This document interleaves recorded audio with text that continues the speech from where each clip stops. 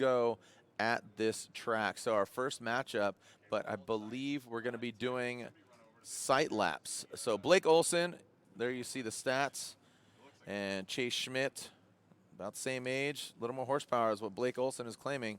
So we'll see Vegas versus Snoqualmie, BMW versus BMW. But yeah, the Royal Purple top 16, everybody running the Achilles tires in PRO2. Let's see what we got. So we got definitely a newer body style of Blake, and then the E36 of Chase Schmidt. Chase Schmidt actually works on Dylan. So Chase has got a busy weekend. Yeah, I know Dylan's kind of doing double duty too. He's cheering on Chase's boy, but Chase is going to hang up his helmet and his suit because he's going to jump on board and help out Dylan Hughes. So still clearing the track of all the safety officials, and then we will continue with a sight lap. Michael, tell them to get off the track. I'm about to send cars out for a sight lap, and they can't be out. All right.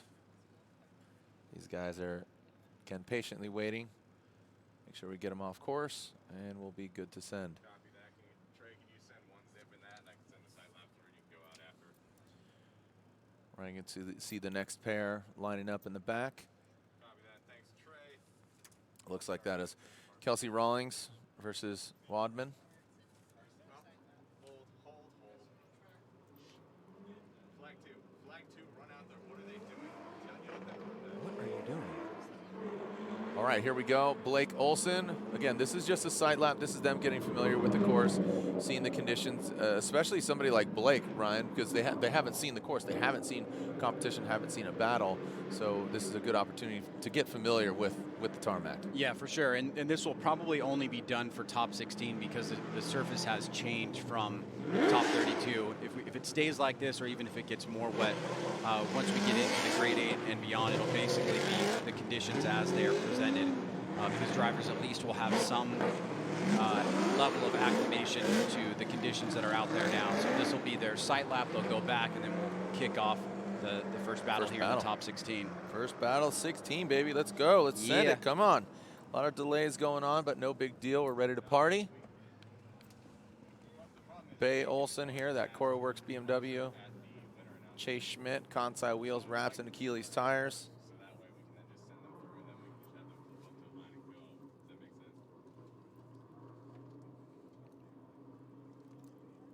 Like I said, Chase is definitely one to watch. Blake Olson, being from Las Vegas, you know, when it rains, it pours in Las Vegas, but usually you just park and wait for about an hour or a day, and it's over out there. What's that song? Like the deserts miss the rain. Like the deserts miss the rain. And I miss you. There you go. Little karaoke. Formula Drift karaoke, bro. You haven't done much singing this. No, I haven't. This year yet. I mean, do you want more? Well, your reservation speaks volumes, Ryan. You know, your singing usually comes out when you have a level of happiness. Yeah. It usually has to do with like really fun competition, Totally. all that. So when that inspiration Plays comes off about, then go ahead. Okay.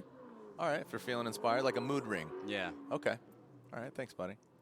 Appreciate it. So did you hear that, Ryan Lontaine? The boss said I can sing if I feel joy in my heart.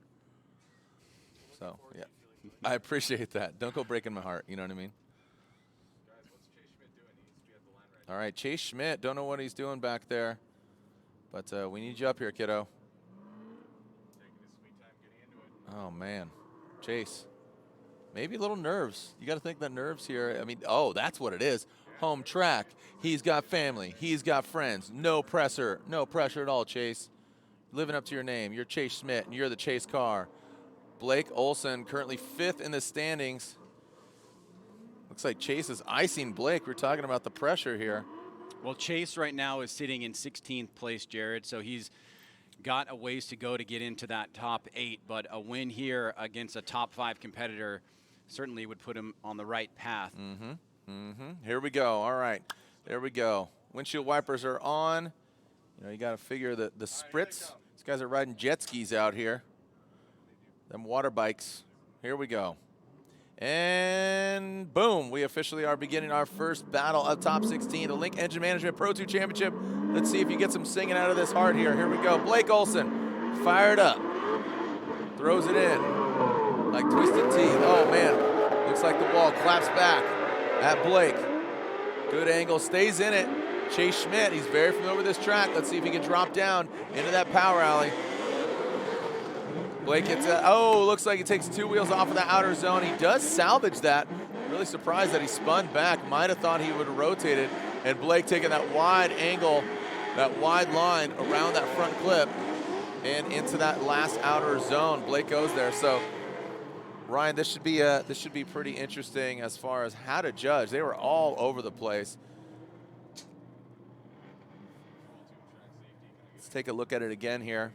Well, we know that outside zone 2 can certainly be challenging, especially for the lead driver. And there's that first wall tap that we see from Blake Olson, trying to get it in line here. Now he does a pretty good job, but you can see really moving around in the chase position is Chase Schmidt. Now here's where we're going to see Blake go off course, nearly 3 tires. Luckily, Chase makes a good move there and doesn't follow him off that deep, but he loses a little bit of proximity. You can see really down on the angle as well. Not fully in chase, not attacking as much as you'd like to see, and then just barely scrubbing the inside portion of that final outside zone is Blake Olson. Let's take a look at it from this angle here. You can see he gets the rear 2 just right in the middle, and a little bit on the inside there is Chase Schmidt. So now we'll have an opportunity to change things up here as Chase Schmidt will go to the lead.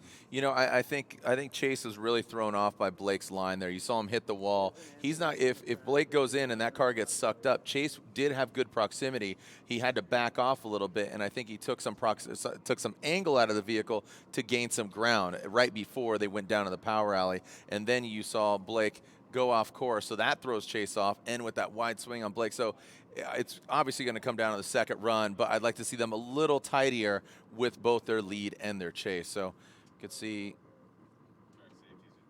track safety picking up some debris. Yeah, I just want to underline that point because we did start to see a little bit of a trend from the judges last round, and it comes from the emphasis that they've been making on the lead driver responsibilities. We have seen some calls in St. Louis where, you know, some of the behavior of the vehicle in the chase is oftentimes, if that person is within proximity, is often being dictated by the lead and the mistakes or the lack of mistakes that driver is making.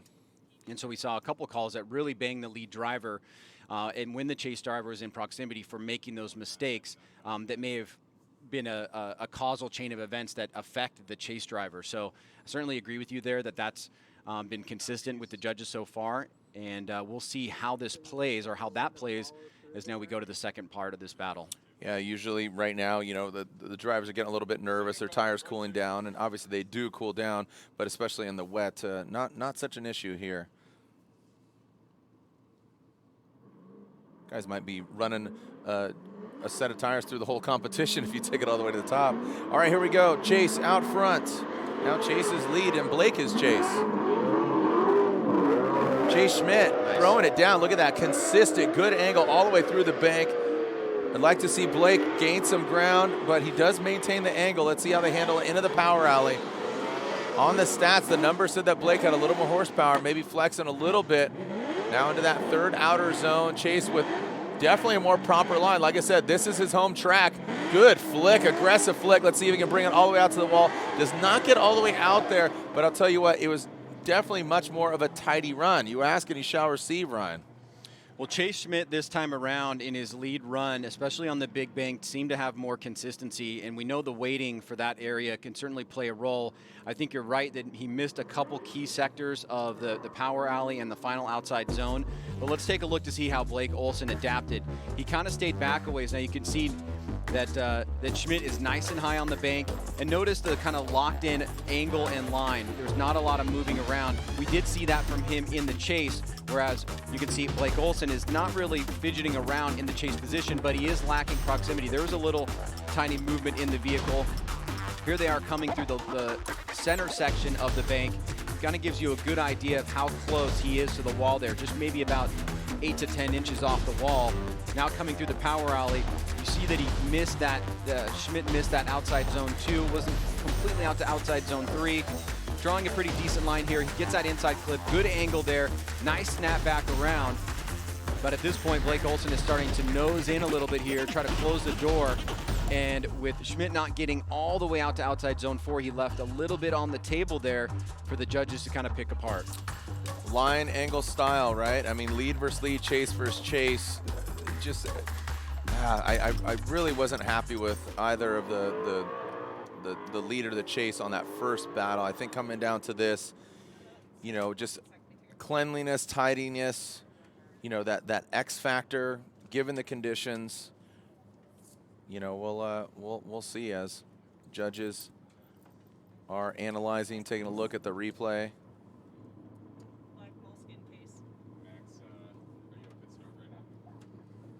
And you can see there in the car with Chase. I know there's a lot of Chase Schmidt fans cheering him on, and Blake back there in the southwest. Let's see if which way we're going, which way we're leaning. I know those scores are in, so you have an intuition here? I'm gonna say Chase. I think Chase. I liked how tidy he was. I like Blake a lot. I think he's a fun-loving dude. Just I did not like his lead run. It was just a little sloppy. Chase showed that he knows the tracks. He has the proper line. It was just cleaner. You know, overall, I think Chase. Do you agree? I think you could definitely make the case that the attribution of some of the Chase mistakes for Chase, no pun intended, was because of Blake in his lead run. Yeah. We'll see if the there you judges go. agree. Wow. So Chase Schmidt does get the win, and it was not unanimous. Who was that? Who was that? Chris? Was that you? The one more time? Eggert? Okay, so Chris is up top. The new guy gets the top spot? Wow, okay. Wow, weird flex, but okay. Okay, all right. This ain't my first rodeo. All right, know your role, Chris. So Brian Eggert saying one more time, it was not unanimous, but the hometown homeboy gets the win and moves on. Here we go, Brian Wadman, Kelsey Rawlings, and you can see the stats here, number versus number, Nissan versus Nissan, and yeah, what do you got? This is a really interesting battle here, Jared, because Brian Wadman and Kelsey Rawlings are basically neck and neck in terms of their ranking coming out of St. Louis. Brian Wadman is in 8th place. Kelsey Rawlings is in 9th. So this is really, if you were at the end of the season right here, this would be a battle for a pro license, essentially. So I like that. Very important here. You know, 50% of the season for Pro 2 will be done after this round. Jeez. And it'll certainly add up really quickly. So getting into the top 16, let's kick this off here with Brian Wadman and Kelsey Rawlings. All right, Wadman, Rawlings. You could see Wadman will be leading. It's funny how we paired up BMW versus BMW, and now the Nissan. Who is going against hometown homeboy Chase Schmidt? Will it be Wadman or Rawlings? Clear start. You can see a slow drip, literally off the start line. Kelsey keeping pace. Wadman now hammers down. Wadman, massive angle. Oh, man. Hold it. Wow, look at that. Holds on to that angle. Oh, buddy. You could see Yeah, that starting to happen. Everybody's like, oh, man. I mean, yeah, I was baffled that he held on to it as long as he did. We're definitely going to want to get Ryan Lantain in here because it was contact. There will need to be fault given. And before we bring Ryan in, at least my first intuition there is that it looked like Kelsey didn't really have anywhere to go. Wadman starts to angle up right around here, and it looks really, actually the wall helps him a little bit. Yeah. But now he's going to start kind of slowing down, and you can see the back end starting to spin out. Kelsey, even though she was on a much tighter lower line, I'm not sure she really had much of an option there, given the trajectory of where Wadman was coming off the line. Right? Yeah, he threw up a roadblock. Lantain going to you. What do you think? Yeah, looking at what happened there, the lead car in that session, Wadman, you could see him tap the wall, and it might have reduced angle a little bit. So it looked like he was back on throttle trying to power the car back to angle, and he overdid it. You can see the back of the car slowly coming around too much, and he just had nowhere to go other than down the track as he was starting to spin.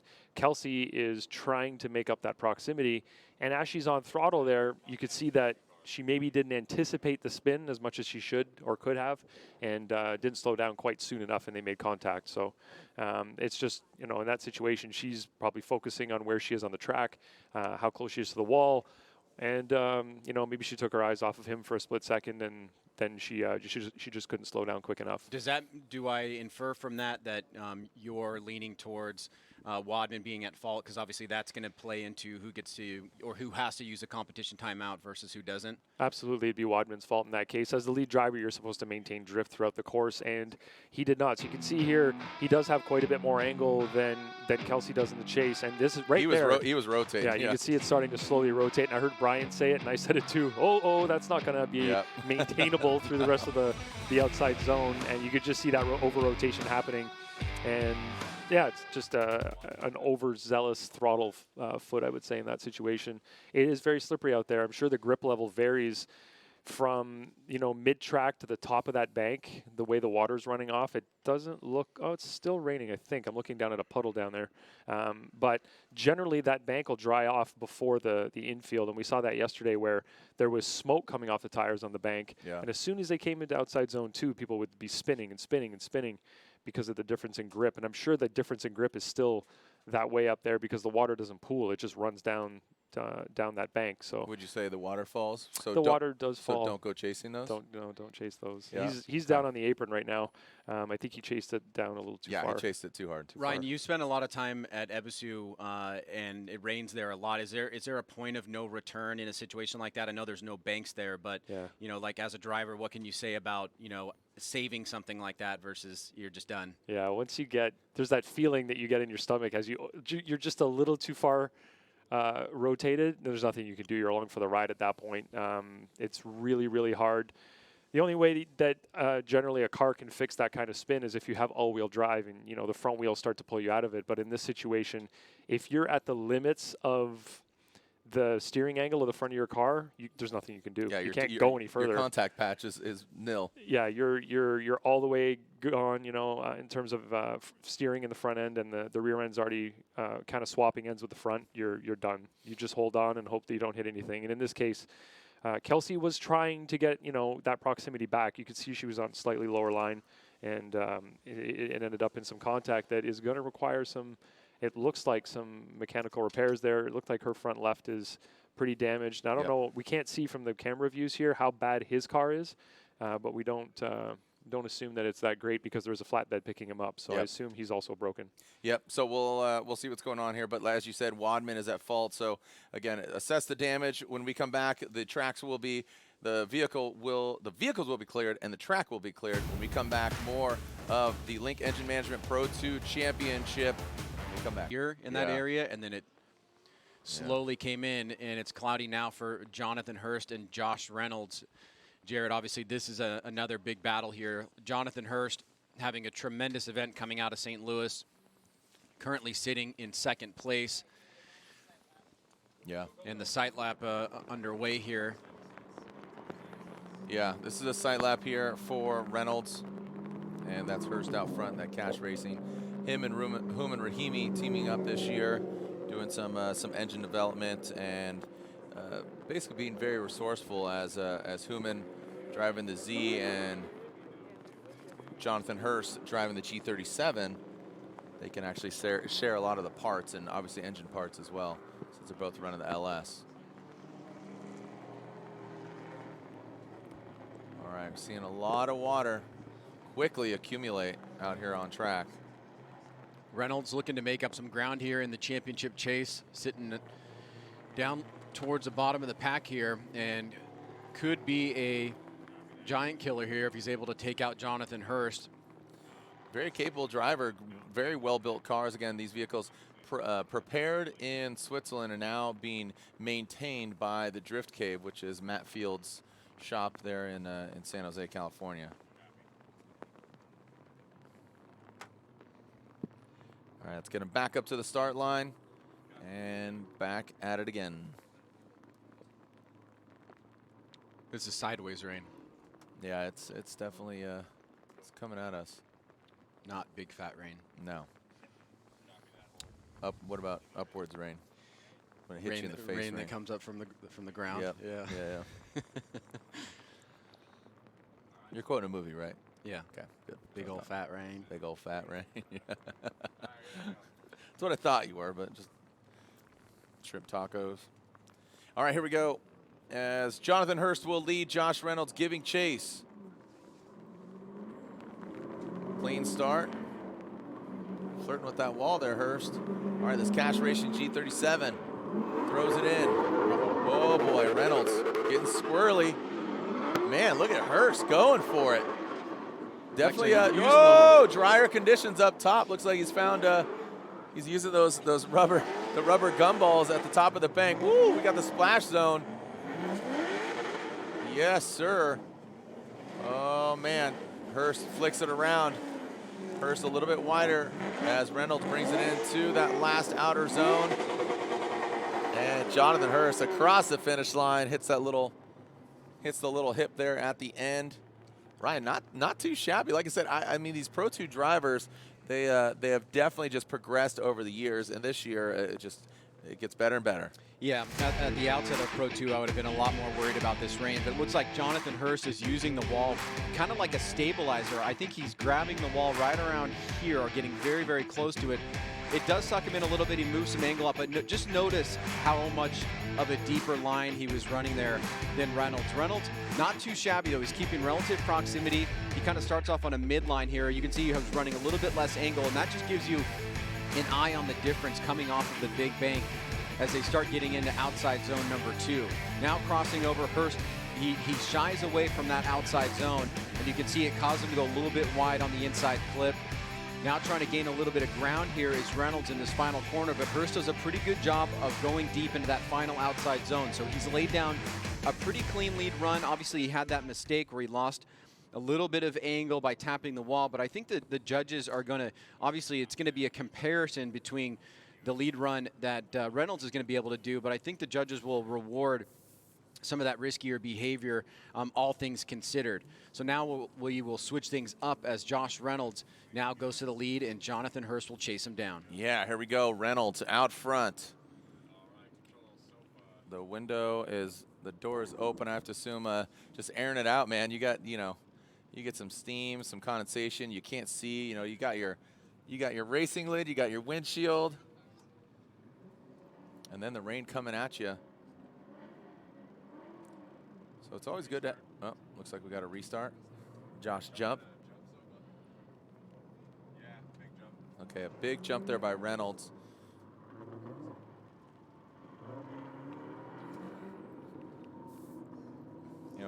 It is nice to have windows in the vehicle for, situations like this, but at the same time, it does keep the fog in there.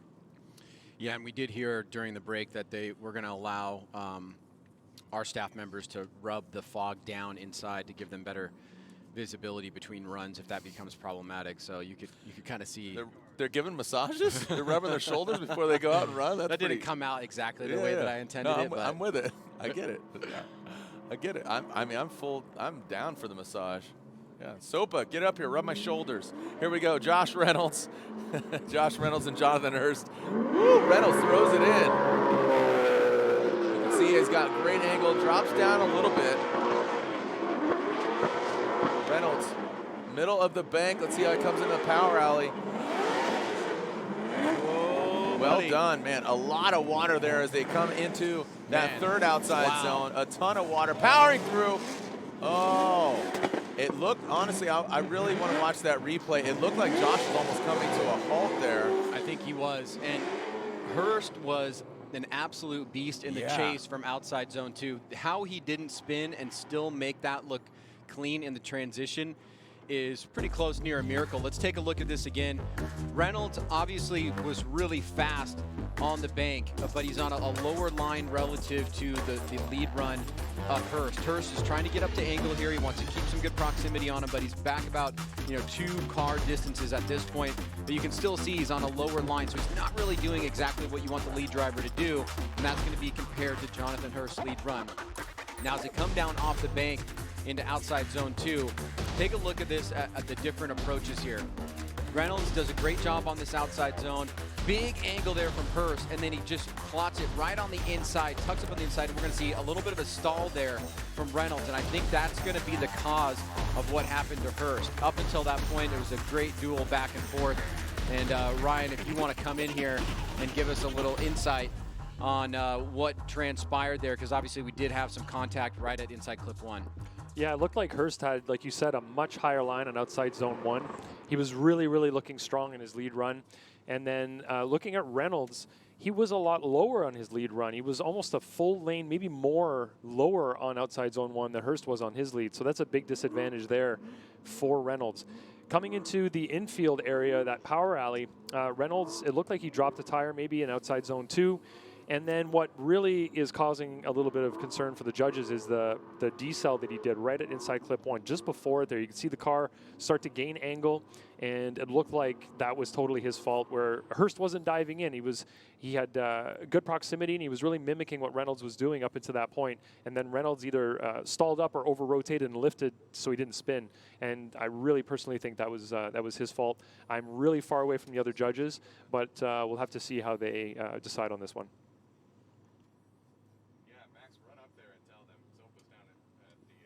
All right, so as Jonathan Hurst and Reynolds waiting for the verdict.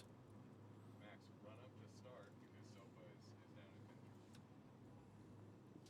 down. And still waiting. And here we go. Slide him left for Hurst, right for Reynolds. And looks like Chris, Ryan, and Brian say Jonathan Hurst, the Cash Racing G37, gets the win. Unfortunately, Josh Reynolds knocked out. So a bummer for Reynolds. Great looking car. Definitely has talent. Just again, like Lantain said, a little bit lower than he'd like. A little bit of refinement. That's what we're looking for. So Jonathan Hurst moves on to the Grade 8. He's going to be going against one of these gentlemen. And we saw Hurst and Love on the box, 1 and 2 in the finals in St. Louis. And here they are again. Josh Love, I know he's a deadhead. Let's see if he can crush it here. Being from Denver. Josh Robinson from Perth, Australia. Brand new vehicle for him. The Robo-Roo, the Your-Roo fighter. Tall drink of water there in that Duralast BMW. So as we are getting prepared for our next battle, Ryan, I know Robinson had a lot of fans with that Holden Ute, but him switching gears here and building that BMW. What do you think? Here he is going against our current points leader. It's a good opportunity here for him to make up some ground in the championship after St. Louis. Obviously, he's a top-notch driver. He's been on the podium before. You know, he's hunting for that championship, puts a lot into his program. You know, all these cars have really high horsepower. You know, they're really built, you know, for dry conditions, but they can very easily adapt to these wet conditions as well. So even though they have a lot of horsepower, they do have dry and wet setups. And it's really just going to be about what team can put together the best setup given the conditions to try and maximize their ability to control these cars in areas where it may be more grippier than other areas, right? And so, I mean, drifting itself is car control. So this is really what these guys are professionals at. And, you know, trying to, you know, take home wins really is about driver skill, but also driver car setup. Yep, grip management and slip management. Here we go. Josh Love out front, and Josh Robinson in that chase position. Who's the superior Josh in the situation? As Love sticking it to the wall. Robinson dropping back. Love showing you why he's our current points leader. Wow. Robinson, oh, and just as I say that, Love looks like he makes a small correction, does not extend himself past the edge of the track. Some wavering there, throws it back out there. Robinson, a correction. Now bring it to that final outside zone. You could hear the throttle, Ryan, a little on and off for both of the guys. Let's analyze this. There were some mistakes definitely after they exited and right before they exited the big bank. The bank was stellar, I thought, for Josh Love, and you can see they were very close on initiation.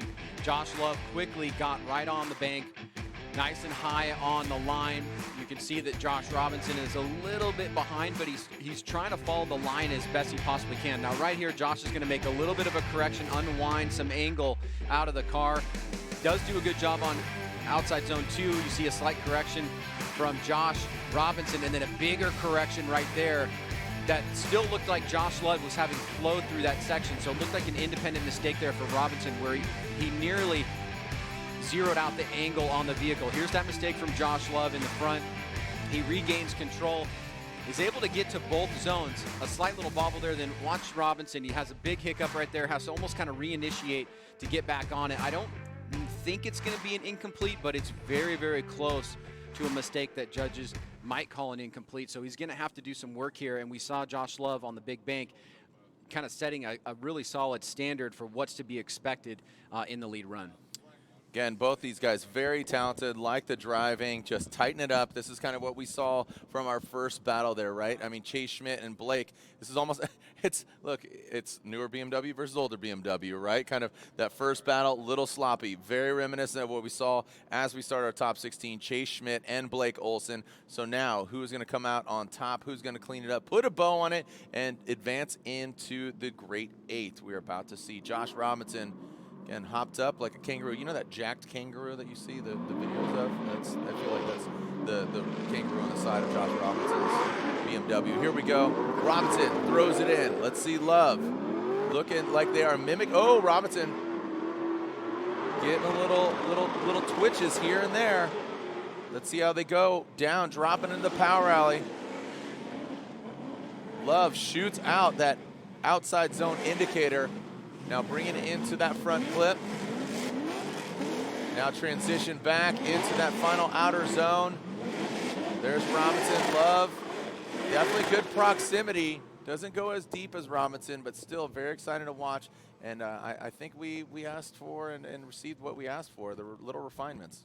Yeah, it was a pretty good battle here. You saw Josh Love really towing up the back end towards the final section of the course. Great initiation in tandem there, getting right up against the wall. And Josh Robinson trying to be aggressive, matching that line and angle of Josh Love.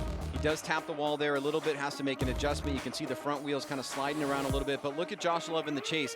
He's kind of down about a half a car length and falling back maybe 3-4 cars, even by the time they get to the end of the exit there coming off the bank. Josh Robinson does a great job on that second outside zone. A little bit of an understeer there on the transition where he misses outside zone 3, and he goes a little bit too much of a late apex on that inside clip. But now coming into this final section, you're going to see Josh Love tuck in here and be aggressive. He's going to sacrifice line to get proximity. Now, was that a smart move? We'll have to take everything into comparison and see how the judges come out here after both runs. I think it's a pretty close battle, Jared. I could see it going, you know, maybe one way or the other. But it also may be too close to call. Yeah, I mean, these guys, I don't want to. I don't want to make any claims just yet. Definitely don't. I mean, seeing Lantain tap it in. Looks like the judges are requesting a side-by-side instant replay.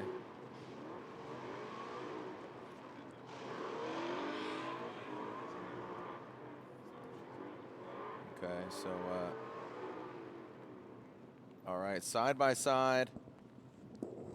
Wadman, we are getting updates from Wadman in regards to Kelsey Rawlings, and that contact was made. We'll get to that in just a moment. But right now, Robinson and Love. And give you a little context here, Jared. At least one of the judges has put their result in. I think one of the other judges is wanting to see this one more time. I think his result has yet to come in, so this may be a defining moment for him to look at and spot something that may put it one way or the other. Here it is here. There's the side-by-side. This is right after initiation. On the right, you see the lead of Josh Robinson. On the left, the lead of Joshua Love. You see some similarities and some slight differences, but the leads are, you know, they're comparable at least.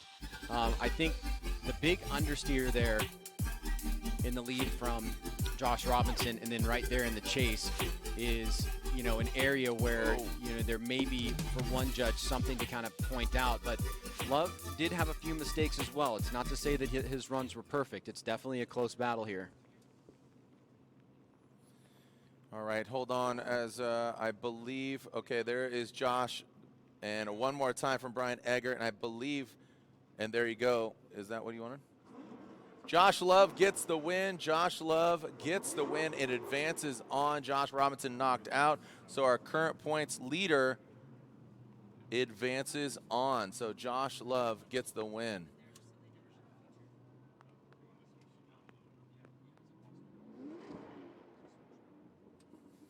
All right, so right now we are seeing Kelsey Rawlings on the start line, but no Brian Wadman. Unfortunately, Wadman was not able to fix his vehicle in the 5-minute allotment, so Kelsey Rawlings will get the win and will be going against Chase Schmidt. And we are, I'm not sure if you mentioned, I stepped away just for a second please. mentally, but Kelsey Rawlings was able to retain her competition timeout. She did not go deeper than the 10 minutes that is allotted for this. No, that's good. Yeah, no, I did not mention that just yet. So that's great because, again, she was not at fault. Wadman was at fault, so she was allotted 10 minutes. She fixed it, and she is back up here on the line. So this is her bye run in order to continue on. But right now, seeing headlights go off and on, didn't know if that was maybe losing power.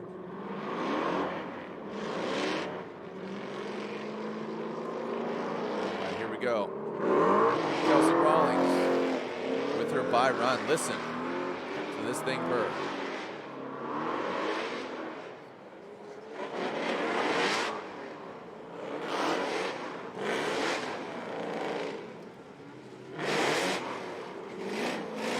So Kelsey Rawlings here showing that her car is in good condition, just needs to leave the line there, showing that the car is put together in order so that she doesn't bite into her own competition timeout, so she will retain that, and it looks like the car is in fair condition. She can go back and work on it a bit more, but this is a big victory for her. Currently sitting in 9th place, she will now pass Brian Wadman and move closer into the top 5 as she makes her way into the grade 8 here at Evergreen Speedway.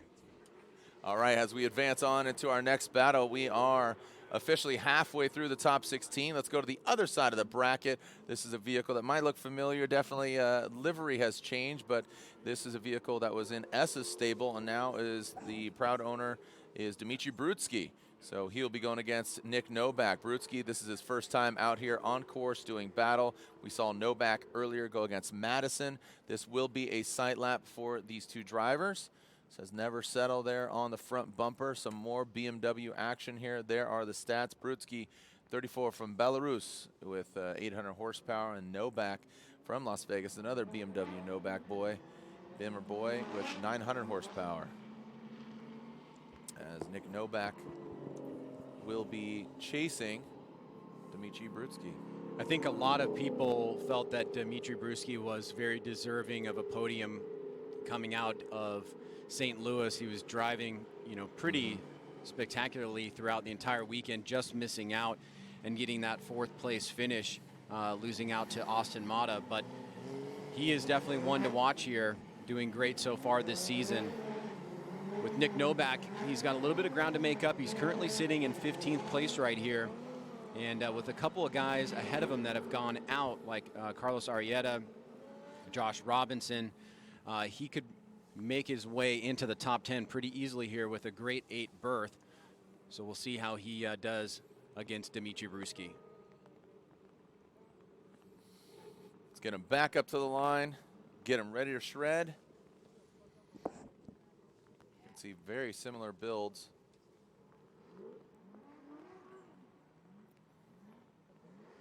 Ryan Lantain, what do you attest all the BMW surging of a lot of the Pro 2 guys and even the whole drift world? Why so many BMWs lately? Because they are a great chassis, and typically they're very affordable. If you look at an E46, they're a dime a dozen to get a chassis, with a small 4-cylinder in them. And then you're generally going to put a Turbo 6 or a V8 in them anyway. So the platform itself is very competitive and extremely affordable. And also the aftermarket. And the aftermarket's been growing like crazy lately, and you can see how many of them are all around the world. Of course, Europe's had them for a lot longer, but Americans seem to be catching on now. Yep, right on. Just had to. That's, again, my sentiments, I assumed, but just had to ask. But you're seeing so many of them. The drift tax, I feel like, is going to go up. They're like E36s are the new S13s. Yeah, at home, you can get an E46, higher mileage that's in decent shape for $500-600 bucks, Canadian, which is, sometimes super, super cheap. Yep. All right, here we go. Back to the action. Brewski and Novak throwing it in. You see that little flick into the wall. Brewski riding high. Yes, sir. Novak He's familiar with it. Man, Brewski looks like he's been out here all day, locked and loaded. Look at that. No corrections from those front wheels. Slight correction right before he drops into that power alley. Fills all of that second outer zone. No back. You see him jumping to the side of the red BMW. Now on that only front clip. Now let's see how they handle that final outside zone. Brewski, little small correction, but that allowed him to get all the way out there. Brewski out front, looking really, really competitive, Ryan. He talked about it in St. Louis. Man, Brewski was deserving of being on the podium. Didn't happen. If all things keep going this way, he might find himself there here in Seattle. Yeah, I mean, for me, that might have been the best battle we've seen so far. And you can see Novak with a lot of confidence coming into this, dives right in and tries to stay as close as he can to Brewski. He falls back a little bit, makes a couple little mistakes, but right there you can see that Brewski is dialed in. Beautiful job. There's a slight adjustment from Novak, but he's still keeping the pressure on, and he's not making any major mistakes given the conditions. He dives in right here, gets right to the rear quarter panel of Brewski. Brewski looking smooth and solid through that inside clip. Nice little adjustment there by Brewski. Doesn't fully kick it out, and that caused him to go into that zone a little bit later. Novak is able to close up the rear end there towards the final section of the fourth outside zone. So a great start here, as now Nick Novak will go to the lead and Dimitri Brewski will chase him down. All right, Nick Novak out front. Second half of this Royal Purple Synthetic Oil Top 16. Dimitri Brewski, let's see, looks really phenomenal out front. Can he do it? Here in the chase position, Novak throws it in. Novak looks like they're alternating positions. Not only just lead chase, but also Novak, a dominant lead run. You can see that trunk opening up as he slams it into the wall. Oh no, Novak. Yes, he goes off course though. Unfortunately for Novak, what a bummer. He was definitely on the line. He was looking really good there on the bit. That was arguably the best job that we've seen on the big bank, but he held it a little bit longer than he should have, and his car is definitely taking a beating here, is falling apart. You can see, as you mentioned, that trunk popping up. That's a little Odi Bakchis a la St. Louis right there that could have played a bigger role in this. But unfortunately, he's going to push too hard. He's going to go 4 off. But if you just take a look at this from a purely aesthetic standpoint, he's fully locked here. He's right up against the wall. He should have come off the bank right there. Yep. But coming off too late, he tries to angle up to save it, but it's just too much momentum. And in this weather, it's way too hard to hold that and try to get back down in a position. There's where the trunk pops up there. So he probably would have been okay. That was due to damage on the course. Brewski was patient, did the right things. But if Novak would have locked that in, it would have been battle on through that center section. Yeah, remember Royal Purple, this is the synthetic experts, the official engine oil of Formula Drift, and Brewski will be getting it unanimously. Just make it official. Dimitri Brewski gets the win. Nick Novak is knocked out. Now Royal Purple is offering Pro2 contingency. They got money for first, second, and third, and $2 grand for the top finisher at the end of the year. Top 3 finishers running decal and a guaranteed payout. Here we are in the top 16. Royal Purple, the synthetic experts, the official engine oil of Formula Drift.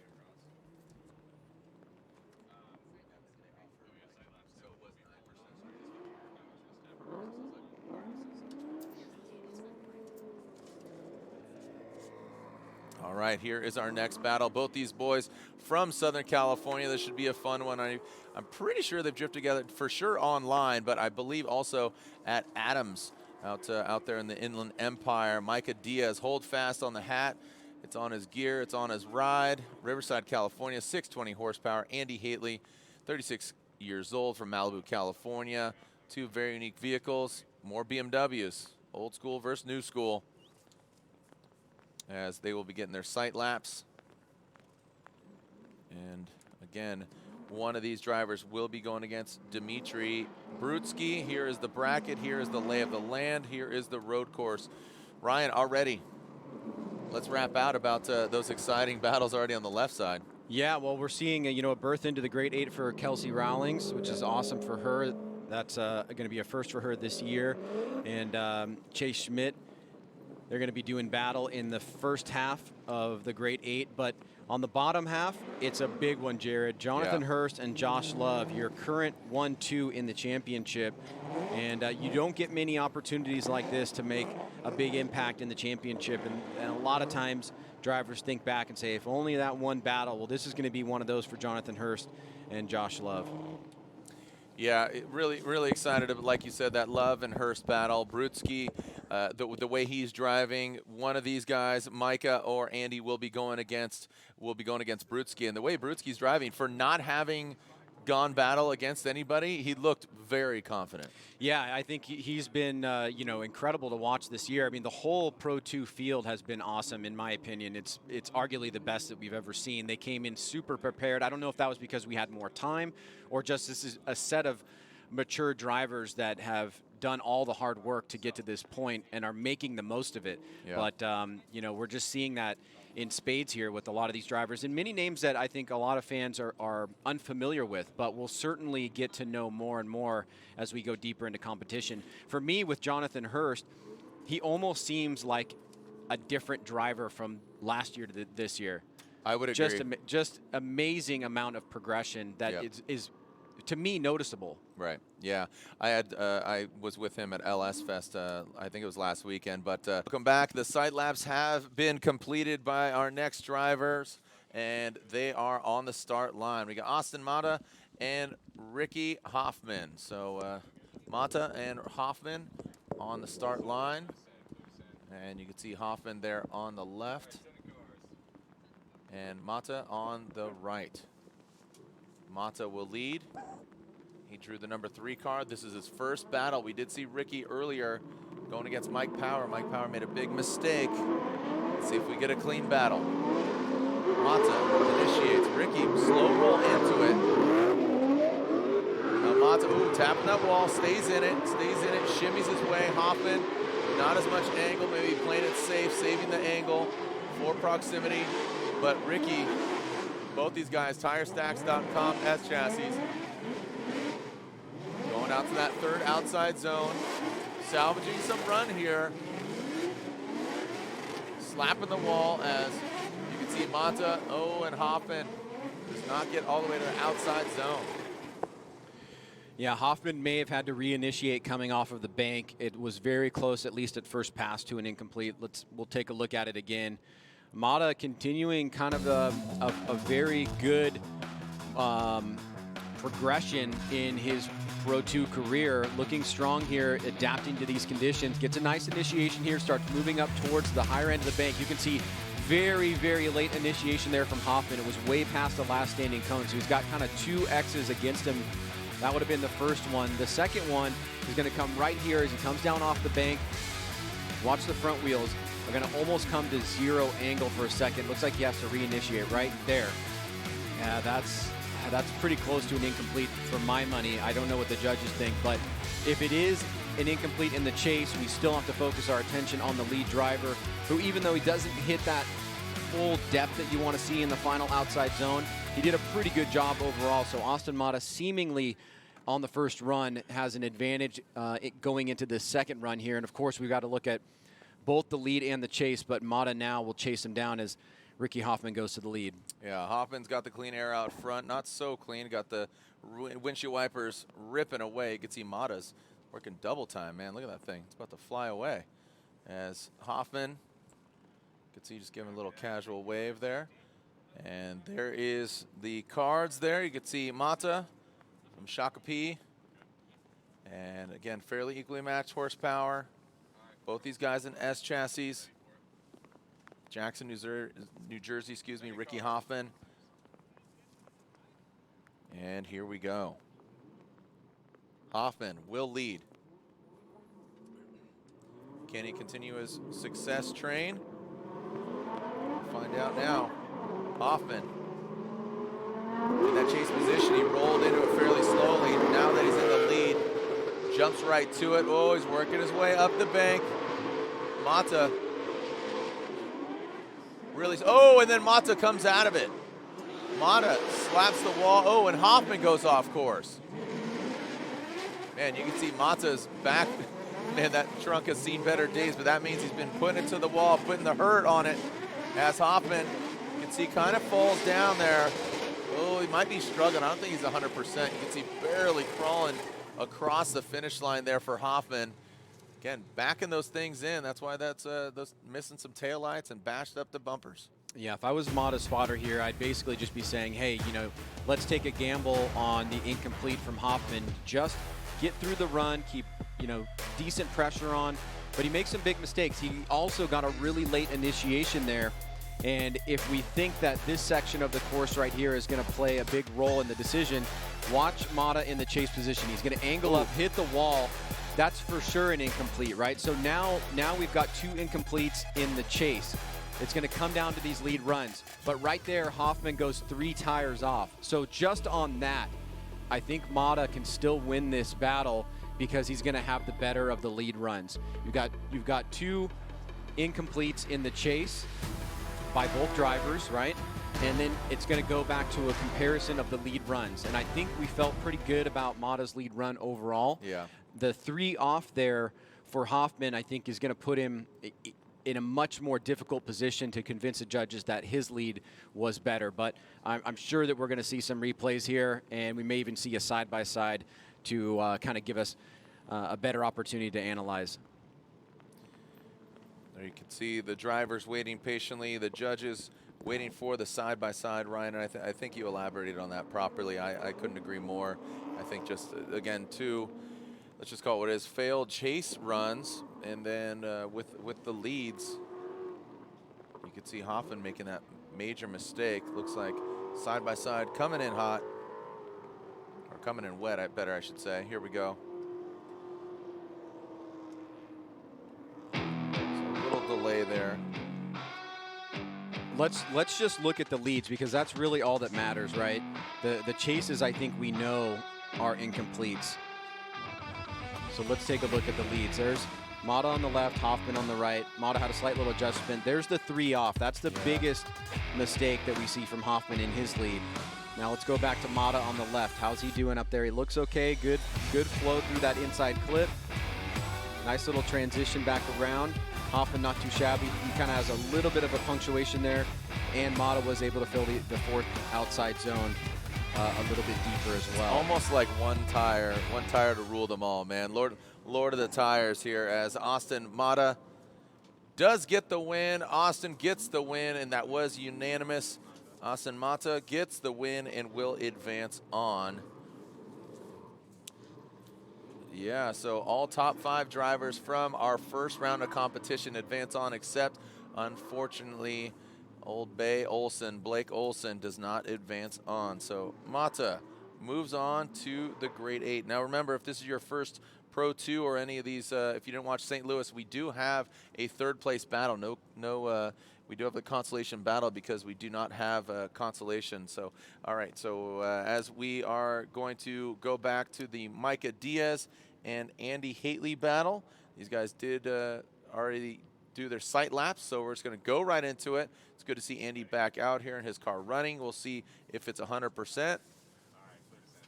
But here we go. Diaz in the lead position. Hold fast. And Andy Haitley in the chase position. All right, leaving the start line. Looks like got a clean start here. Diaz will lead. New school. Micah throws it in. Holding fast, literally. Holding high on the wall, on the bank. Andy Haitley, see some corrections there in the chase position. Micah locked and loaded. Brings it into the outside zone. Both of them dipping that back left tire into the second. Oh, Andy Haitley dives in. Around that front clip, let's see how they handle that last outside zone.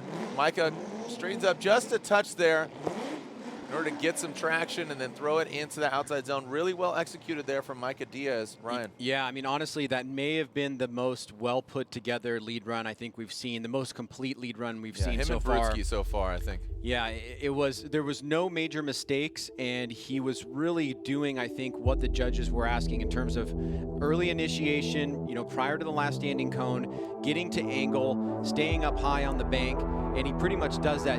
Right at this point, you sometimes are thinking, oh, when is he going to hit the wall? He doesn't do that, and the line that he's locked on in here is very consistent, and he comes off at the right time, keeping angle in the car, smoothness, coming down into the power alley, executing the second outside zone really well. Gets to the third outside zone. Now this is where Andy Haley dives in. Now Haley had a little bit of some struggles on the bank. You can see he's lacking some angle here in the chase. He's keeping good proximity, but Micah Diaz is putting down an incredible lead run, which is allowing him to be able to attack when he needs to. He didn't get a chance to attack in the final outside zone, but you could see that Micah Diaz was able to fill the last 3/4 of it, or the last quarter of it rather, and did a great job in the lead position. So we've seen the chase run from Haley, we've seen the lead run from Micah Diaz, and now let's switch positions and see who's going to be moving on into the grade 8. We are finding out that Micah Diaz is now calling his competition timeout. Even with that great run, might not be 100%, so we'll see what is going on with Micah Diaz. And we are also finding out that our next battle was to be Human Rahimi and Dustin Miles. So we are hearing Dustin Miles is calling his competition timeout. So comp timeout, comp timeout. That means we are left with nothing to do but wait. So our NGK Spark Plugs competition timeout. Reed, do spark plugs timeout? Well, you know what? Also, in addition to providing spark plugs for domestic and import vehicles, NGK produces spark plugs for motorcycles, power sports, marine, and outdoor power equipment. And yeah, spark plugs time out, they sure do. And timely spark plug replacement not only prevents fouling and provides the best engine performance, it ensures less repair time, can save you money on unnecessary repairs. Visit ngksparkplugs.com. These rounds, I think the intuition is use it even if you think you don't need it. Right, yeah. When in doubt, competition timeout. Here we go. We are back to the action again. Both these guys calling comp timeouts. Speaking of which, Micah Diaz, can he make it for the first time into grade 8? Let's see if he can shred it past Andy Haley, both Southern California boys. Let's see what you got. Andy Haley will be leading, and Micah Diaz will be giving chase. Ryan, you're talking about a lot of the Pro 2 guys getting some fanfare. Micah Diaz has quite a following on YouTube and on Instagram, so he's definitely showing up with some fanfare. So here we go, Andy Haley coming out of the chute. Let's see how he initiates. Andy Haley goes in the bank. Whoa, buddy. Throws some more angle at it. Great looking car. I've always loved Andy Haley's E30. And Micah Diaz slides to the side of Haley. Now into the outside zone, you can see Andy Haley does exceed the edge of the track just a little bit, not too much, as Micah, you can see, kicking back a little bit here. Andy Haley took a wider swing, was about the 3rd hash mark on that front clip. Andy filling all of that outside zone. Yeah, Right. I think Micah Diaz was trying to temper his attack there. Haley was coming through the course in areas, obviously a lot of it because of the rain, maybe some of it because of the setup. It seemed like a little bit slower than Diaz had anticipated. But Haley in his lead, good snap right here into initiation, right up against the wall. Starts to have a little bit of separation. Diaz notices it, tries to start closing the door, but look at this. You can see the front wheels of Andy Haley locked and nice on a good line. Here's where Diaz starts to attack a little bit, and it seems like he's surging, has to pull out of it. Haley just drops about a tire, gets a second one right at the edge of that outside zone, right at the edge of outside zone 2, and then here's where you mentioned, Jared, he pushes really wide, almost pinches off Diaz here in that inside clip, but a good adjustment from Diaz as he starts to tuck up on the inside, and Haley getting right up against the wall there, a little love tap, filling that final outside zone about almost 3/4 of the way through it, so still getting some points from the judges there, but it will come down to how both drivers performed in their lead and chase runs comparatively. And I still don't think this is going to be an easy call. It was a good back and forth battle, some highlights from both drivers, but certainly some mistakes. I think the lead run from Micah Diaz was a standout moment for me. And it was one of the best runs, if not the best lead run all day. Yeah, I mean, you said that earlier with Dimitri Brewski, and I would say those two right there. And yeah, and you took the words out of my mouth. I would say that Micah had a really stellar lead run, and that could be the deciding factor for these judges. Let's see what we got. Always love seeing Andy Haley, and even better the vehicle as well. Run, media, run. All right, want to get another look for the judges, just to really make sure. And Ryan, again, just another, just echoing, I think, all of our sentiments. These Pro 2 drivers really throwing down here as Chelsea Denofa brings everybody dinner. Really appreciate that. Here's the side-by-side. Kemp feeling good about it. Here we go.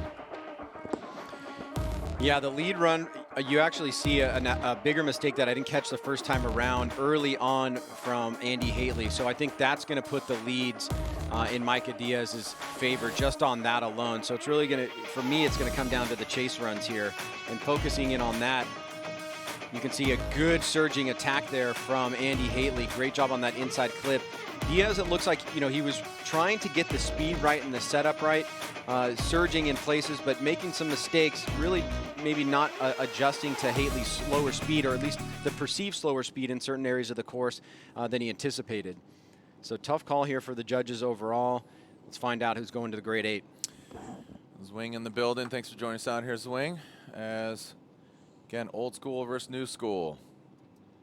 Andy's been banging away in FD for quite some time, so it's always good to see him back in the building. E30, different liveries, but just defecting back to the classic orange. And Micah Diaz, that vehicle, again, I've seen a couple of his videos taking that thing out to Adams and shredding it. All right, here we go. And slide him left or right. What do we got? Brian Eggert.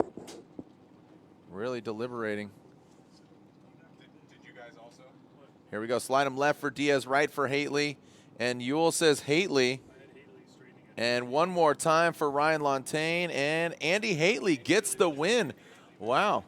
So so Andy Haley gets the win. Ryan, my needle was kind of going towards Micah Diaz, and I have Lontaine on the headset, but he went one more time. I hear you guys talking. What, Lontaine, if you could jump in. Again, my needle, maybe there was something that I didn't see, but these guys across the room here went with Haley. Yeah, I think they put a lot of weight on, shoot, names are bad. Micah Diaz. Micah Diaz straightened in the chase between inside clip 1 and outside zone 4 in his chase position. So they weighted that pretty heavy, and I weighted the mistake that Haley made on initiation on outside zone 1 pretty heavy. So I saw mistakes on both sides. I couldn't really give a win in both positions to either driver. They felt that Micah's straightening here was more serious in the chase position. That's why they went with Haley. Ryan, Sage, what do you think, man? So much of my intention was on the lead run of Micah Diaz, and maybe that was misplaced. I know that he was struggling in the chase run, not adapting to what Haley was doing, and Haley certainly did have a pretty decent lead, except for that mistake that Ryan pointed out, which was almost an incomplete. So I kind of understand where Ryan's coming from that perspective. Yep. So this incorrect right here, as this was to be the battle, but unfortunately Dustin Miles not able to make it. Our final battle of the Royal Purple Top 16. Now we jump in to the Achilles Tire Top 8. Achilles Tire, the official tire of the Pro 2 Championship. All right, so let's get back to it as again, Dustin Miles unfortunately not able to make it. We saw Human Rahimi's bye run, so he advances on into the grade 8, and here is our first battle of the Achilles Tire grade 8. This is Chase Schmidt. Like I said, this is his own backyard, 45 minutes away from here, and coming all the way from Florida, now living in Southern California. Kelsey Rawlings, this is the furthest she's made it this year, so let's see how these two drivers throw down. There's not a sight lap, so we're going to go right on into it. They know the conditions right now as they stand, and they're probably bettering, so as we haven't seen rainfall, and the announcer's curse. Oh, look at that. Look, Ryan, blue sky. Wow, look at that. It's amazing. Here we go. So Achilles Tire Top 8.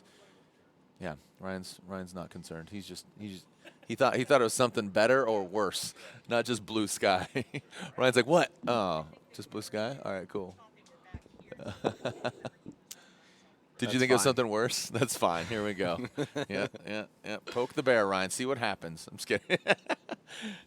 All right, Kelsey Rawlings will lead. Chase Schmidt in the chase position. Hashtag FDSEA. Let everybody know you're watching from the comfort of your own home. And Kelsey leaves the start line, minus that headlight. She got into that contact earlier on the bank with Wadman.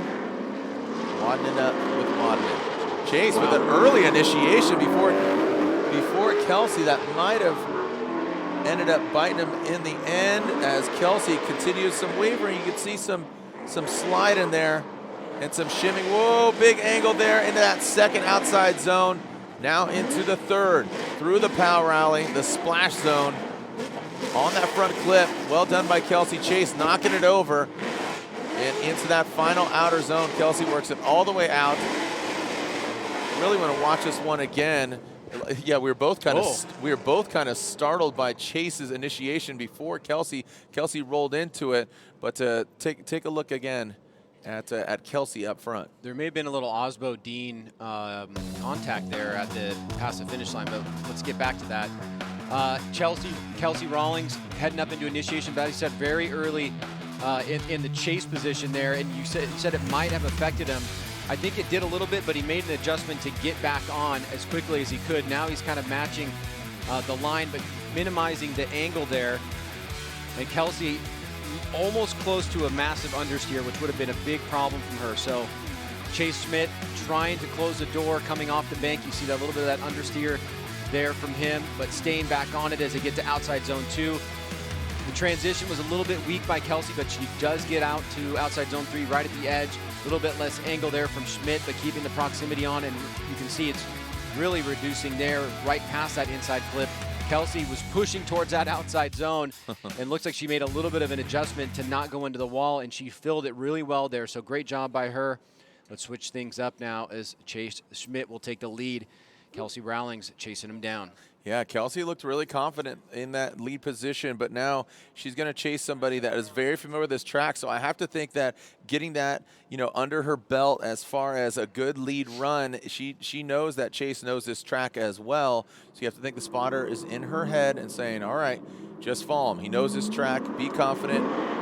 Everywhere he goes, you need to follow. You need to follow close because Chase could just pull away. And just like that, you see Chase thrown in. Not deep angle, but I tell you what, it looks good. It's locked and loaded. He's got a bullet in the chamber.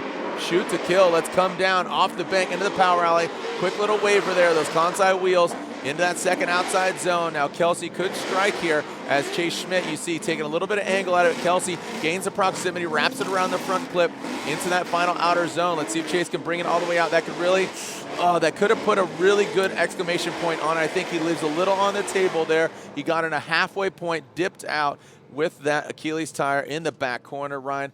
Like I said, Chase, very familiar, probably more familiar than any other Pro 2 driver out here. Yeah, let's take a look at it again because he was very aggressive in his chase run on the initiation. This one as well gets it nice and early there. Kelsey almost past the last point of initiation. You can see, look at the front wheels adjusting after she initiates. So she doesn't get off to a great start on the big bank, chasing down Chase Schmidt. Schmidt pretty consistent up there, good angle, just rubbing the exit point of outside zone number 1. Beautiful job on outside zone 2 and 3 right at the edge there. But here comes Kelsey, closing the door through inside clip 1. The final transition here, Chase goes back around, gets right to the edge, but only fills the last quarter of it. Here it is coming off the big bank once again. Look at this execution on outside zone 2. Now Kelsey here makes a bit of a sacrifice by gaining proximity to not go out to outside zone 3. Will that work off in her favor? She was a big transition back around, and then right there you can see Schmidt just fills the last section of that outside zone. So good back and forth battle here. I think what happened on initiation from Kelsey in her chase run is definitely going to hurt her. Yeah, there you go. So Chase Schmidt does get the win. Chase Schmidt comes out on top. Really well executed for Kelsey Rawlings, but you're going against somebody that just knows the trail, man. So unfortunately, Kelsey Rawlings knocked out, but Chase Schmidt in his own home track will be going to the Final Four.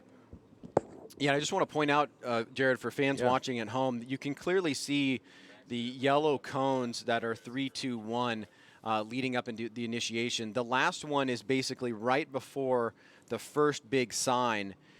So that's going to be really important because we're seeing some drivers starting to have tendencies where they're initiating past that last standing cone, and you have to know that that's going to affect the judge's outlook. But let's move on to the next battle here. Yeah. Jonathan Hurst and Josh Love. We kind of teased this one. It's a big one for sure. Number 1 and 2 in the series right now. Yeah, this was the finals in St. Louis, our first round of the Link Engine Management Pro 2 Championship. Hurst and Love, look at these two hunks of beef right here. Let's see how we're going to throw down. Paducah, Kentucky versus Denver, Colorado. The G37 and the BMW E36.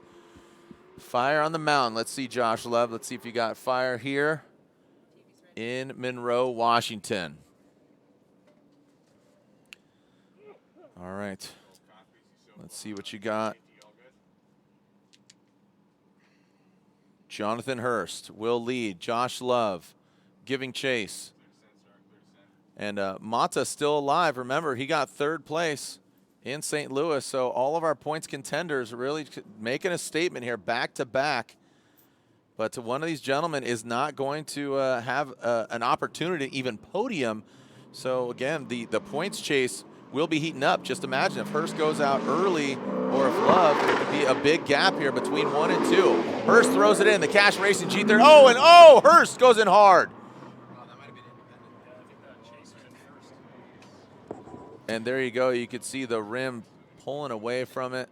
That was really odd, Jared. I think as we go back and look at this, we're going to want to try to pick this apart. I almost feel like my first impression here is that it looked like 2 independent incidents. Maybe something will pop up in the replay that we can look at it in a little bit more granular way and surmise what transpired there. But this may be a situation where both drivers are feeling the pressure here, being the top 2 drivers in the series, and potentially both pushed a little bit too hard. You saw the very aggressive approach by Josh Love in the chase, and then we saw the wall contact from Jonathan Hurst in his lead position. So let's take a look at it again. They both are very, very close to each other. You can see Love dives in. Let's see if he makes contact here with Hurst. Nope. Look at his front wheels, His Ryan. front wheels are massively understeering. That looks like it's independent, Ryan. That looked like Jonathan Love got in really early, right behind Hurst. You can see that his front right wheel was locked up, so he's left foot braking, and he ends up understeering, tries to overcompensate by rotating the car. And we're going to have to watch this a few times to see exactly what occurred first. You know, was Jonathan Hurst already going in? And interesting. Love tried to avoid him, adapt. Or was Hurst already going, or was Love already going in? And need more. And Hurst. Yeah, and then Hurst went in after. So we're just trying to ask for more replays here so we can view this from as many different angles as we can. So let me run a possible scenario by you here. Are we saying that they're, if we're saying that they're independent of each other, are you saying that it matters which one may have occurred, quote unquote, first? Well, if it's independent, that means that Hurst didn't influence Love, right? And in that case, it's both. They're both at fault for their own independent crashes. Right, so 0-0. Right, but if Hurst is responsible for the overall for both of them, then Hurst is held responsible for Love's crash as well, which means Love doesn't have to call a competition timeout to fix his car. And give us some potential candidates for, could be at fault. You're saying, he slowed down, he misshifted. Or there was a slowdown from Hurst because he knew he was going to go to the wall, and then Hurst didn't have anywhere to go. Hurst was going to go in the wall, and then Love didn't have anywhere to go. So right there, it actually looks like it was independent. Like independent. Yeah, as though Love was already making a mistake early on. You can see that he tried to be very aggressive, and you can see that he's left footing. You can see his front right locked up, and now he's turning in. He's actually understeering. Right, then he tries to kick the back of the car out to try to start drifting because he's supposed to be drifting at this point. That would be considered a super late initiation at that point. And when he did throw angle into it, the back ended up hitting the wall. And then Jonathan Hurst in the lead ends up hitting, a second after maybe? It's very, very close. So this is a difficult one. The 3 judges are going to have to make an independent call on their vision of what they think happened. Do they think that Hurst crashed first, that caused Love to make the correction, or do they think that Love hit the wall on his own and then Hurst made the mistake independently as well? Intuitively, I mean, to me, it seems like Love was definitely making a mistake that was not caused by Hurst. Yes, it right? looked like Love jumped in and tried to be very aggressive. Yeah. And you could see that he wasn't able to get to angle. You could see he was trying to get the car to rotate. Sometimes, you know, what you're trying to do with the left foot brake is get the front to plant so that the rear can rotate around the front. Because sometimes there's too much grip in the back and it's kind of overpowering the front wheels. But by braking the front, it gives the rears an opportunity to break loose a little bit better. So in the graphic that we have in the judging regulations about who's at fault, if it's an independent incident between both drivers, they would basically, both of them would need to claim their competition timeout. Exactly, and it looks like in this case, Jonathan Hurst is in need of a competition timeout. He's getting hauled off on a truck. Love, on the other hand, the damage was just to the rear of his car and he drove off the track. That's not to say that his left rear wheel didn't make contact with the wall. I can see him parked over there by the start line area, so people are looking at his car right now, and I don't know if it's going to be too serious, and he might be forced to call a competition timeout, so even if he doesn't feel like he needs one. Obviously, we need to get the other two judges to give their opinion on this, because it's going to dictate what we're just talking about. But if it turns out to be what you're saying, where it's too independent, both of them crashed on their own, then basically both of them have to use their competition timeouts. Then it's going to be dependent on how bad the damage is to one car versus the other. Yep. Depending on how, you know, they have to work on their car and who can do it faster and all that kind of stuff. Exactly, and right now, just, you know, looking at this from an outsider's point of view, the Love's car doesn't look like it's that bad. He drove off all by himself. Jonathan Hurst here, it looks like his car is in pretty rough shape. He's getting dragged onto a flatbed. It looks like the rear hit, then the front hit. And he could have some serious damage to the front end as well as the rear end, whereas Love might not have any damage. You know, all right. Well, let's let you guys do your job here, and let's take a quick commercial break. Come back with the results of what transpired there on a course. Was it an independent incident from both drivers? Thus, both drivers need to use a competition timeout, and both drivers have a 0, or is it something different? Here's the bracket as it is shaping up here. Schmidt, the first guy in the Final Four. We still have Brewski, Haley, Mata, Rahimi, and the result of Hurst and Love as we come back from Evergreen Speedway. Going to back to the action. That was here. Saturday. That was Saturday? Yeah, that was Saturday, and he ended up getting 4th place. That's right. Thank you. Thank you very much for reminding me. All right, Dimitri Brewski and this Andy Haley. Andy Haley taking out Micah Diaz. Brewski taking out Novak, and here they are. So Brewski qualifying second, or getting that, drawing the number 2 spot. Haley with the 10th, so that means Brewski will lead in this Achilles Tire Top 8 battle. Brewski out front. Haley in the chase position. More Beamers for more battles. And let's see how Brewski can throw down. Ryan, we were talking about how strong his first battle was. Can he deliver it once again? Splash the pot. Here we go. Dimitri Brewski initiates on the bank. You can see a little bit better angle there with the naked eye. But as they continue on, Brewski holds it firm once again. Never settle on the bumper. Oh, Haley, a correction there. Kind of beelines, cuts the corner. Brewski, good angle from him. Tight to about the second hash mark on that front clip. Now into the outer zone. Oh, Brewski. Saw him kind of re-step the car out. Looks strong, though. Really like what Brewski put down. Ryan? Yeah, only a little hiccup there towards the end from Brewski, but he is remaining consistent, or continuing to be consistent as a lead driver. And he gets a good start here. You can see it was a pretty aggressive flick into the bank.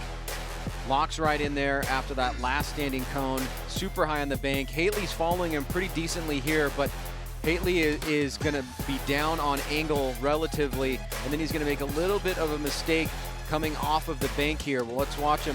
You can see that shallowing up right there, comes off a little bit lower. Brewski still gets into outside zone 2 and 3. Now Haley trying to gain some ground here through this inside clip, a slower section of the course. Little tiny hiccup there on this last little portion. Let's watch it again through the inside clip, transitioning back around. Brewski has a little hiccup right there, isn't able to fully get it kicked out. So that was one little mistake there from Brewski, but we saw that really early exit from the bank from Haitley, losing a little bit of angle there.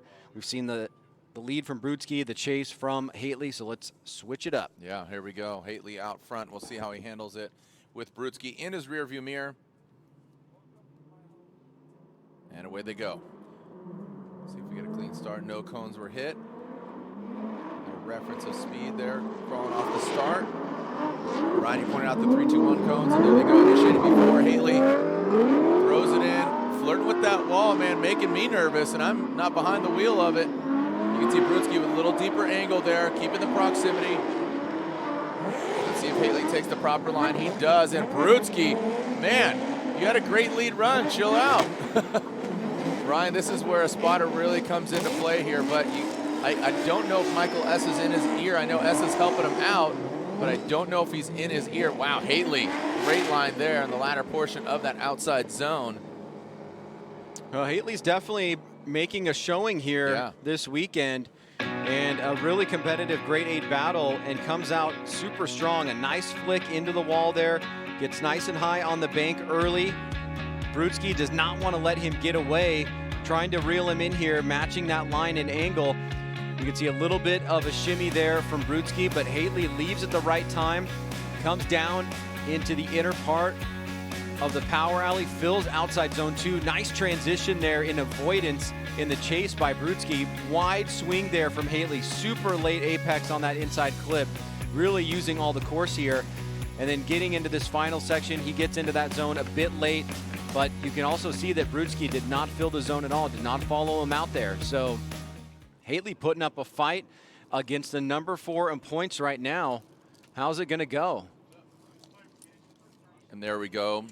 Ewell, there you go, Lontaine, and that's incorrect. Unfortunately, he did hit, so it said 2-1, but it was unanimous. It was unanimous.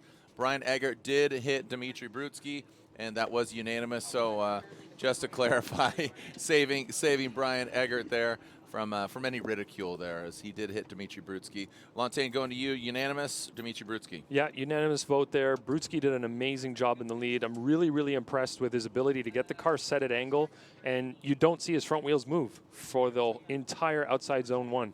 He's very, very capable of driving at a high level consistently, and this is the kind of driving that we're looking for a driver to move up to pro. He's really exhibiting his ability to set the car at angle, put it close to a wall, get close to other items on the track as well, and just be committed and kind of no fear. So he did a great job, and we saw some corrections from Haitley, and he was cheating in the chase on the line. Haitley he was shortening up the course to gain that proximity. Exactly. That's a nice way of saying cheating. Oh, wow. Hey, this is the verbiage we use in the driver briefing. You know, if you're in the chase position and you're cheating the line, of course you're going to be able to have good proximity. But Brewski did a better job in the chase of mimicking what Haitley was doing without cheating anything. So that's why he gets the win. Got it. Copy that. All right, so we are getting prepared here for our next battle, what was to be the final battle of the Grade 8, but we have to revisit Hurst and Love to see if they're able to fix their vehicles and get it back up to the start line. But Austin Mata and Human Rahimi, Minnesota versus Tennessee. And we got a couple Nissans here and a sea of BMW. So, like I said, Jonathan Hurst sharing resources with Human Rahimi, and I gotta say, Rahimi looking very strong as Mata pulls up to the start line. Mata going through Hoffman. He had a bye run his first run, as well as Human. Human has not had to do battle yet, so here he is showing up in the Grade 8 with no battles, because he had a bye run in the 32. Miles could not make it. Dustin Miles couldn't make it to the start line, and now here he is actually having to do battle to advance on. So we'll see if Human Rahimi's got what it takes to move on to the Final Four past Mata. And in a very critical position as well. You know, Grade 8 points, obviously something that you look for in terms of adding it to your championship. Human Rahimi comes into this round in 6th place, and of course we had the podium finish for Austin Mata. So important battle here in the Achilles top 8, who's going to be moving on to the final 4. Hashtag FDSEA, FD Seattle. Let everybody know today is day 1 of 3. This is round 2 of the Link Engine Management Pro 2 Championship. But tomorrow, round 3 and 4 of the FD Pro Championship. We will be giving away some trophies here for this round here at Pro 2 tonight. Who's coming out on top? Mata leads the start line and throws it in. Hoffman, where you at? Throwing it in. A little bit later, but let's see if he gains that ground. See him dropping down a little bit. Rahimi, middle of the road. Mata gonna drop down into that power alley. Oh, and Rahimi, big correction there. Looks like Rahimi loops it. Mata continues on, but he is in the lead position, so he does need to continue on. That'll be an incomplete in the chase position for Rahimi. He does salvage, he does save the car, I should say. Doesn't get into the wall, which is a good thing. As Mata crosses the finish line. Was that? Yeah, I don't like when they play with fire like that. Dude, it's fine. Everything's fine, Ryan. Using a quote, dash Ryan Sage. It's fine. Yeah. Well, we know that Hoffman Rahimi incomplete, so we don't really need to overanalyze that. Right.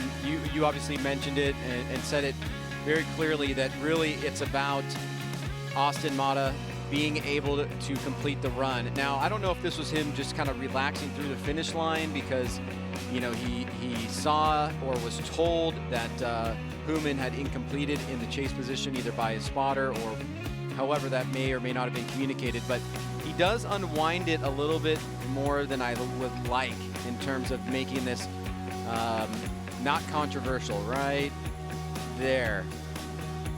So it looks like he still had drift going through it, but I'd like to see him power through that finish line. Right.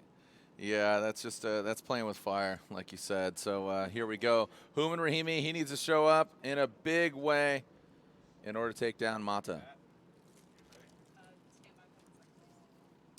And Hoffman Rahimi, like I said, new engine program here this year.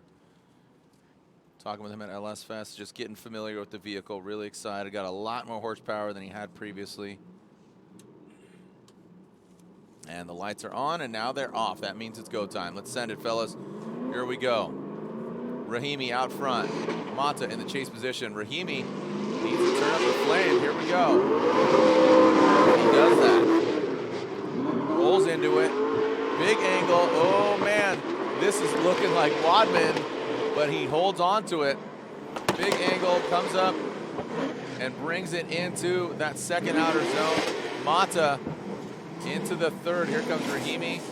Around the front clip, does not get that close. Now Mata, I wouldn't call this and Rahimi shuts it down. That's going to definitely be 2 incompletes for Rahimi, unfortunately, and that was way before the finish line.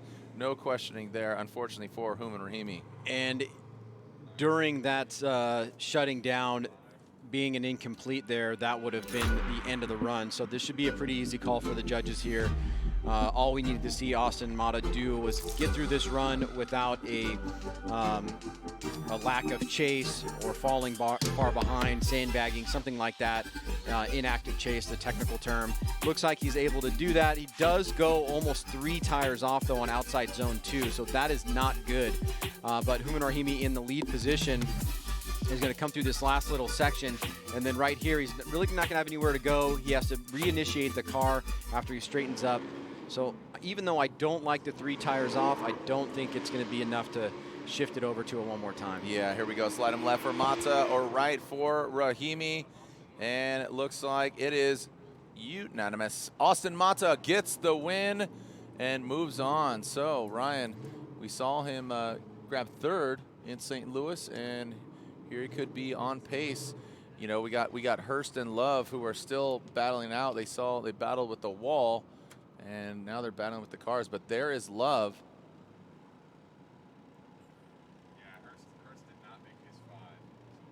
So Wow, so Jonathan Hurst does not make his competition time out, but Josh Love does. So this will be a bye run for Love, and he will advance on into the Final 4. So Josh Love advances on. Our current points leader takes out our second in points. So some separation will be made between 1 and 2. And of course, pending on how far Josh goes, he's going to be going against another E36, but very familiar with this track, Chase Schmidt. So here we go, our current Link Engine Management Pro 2 Championship points leader. Remember, this is the halfway point after the trophies are given out.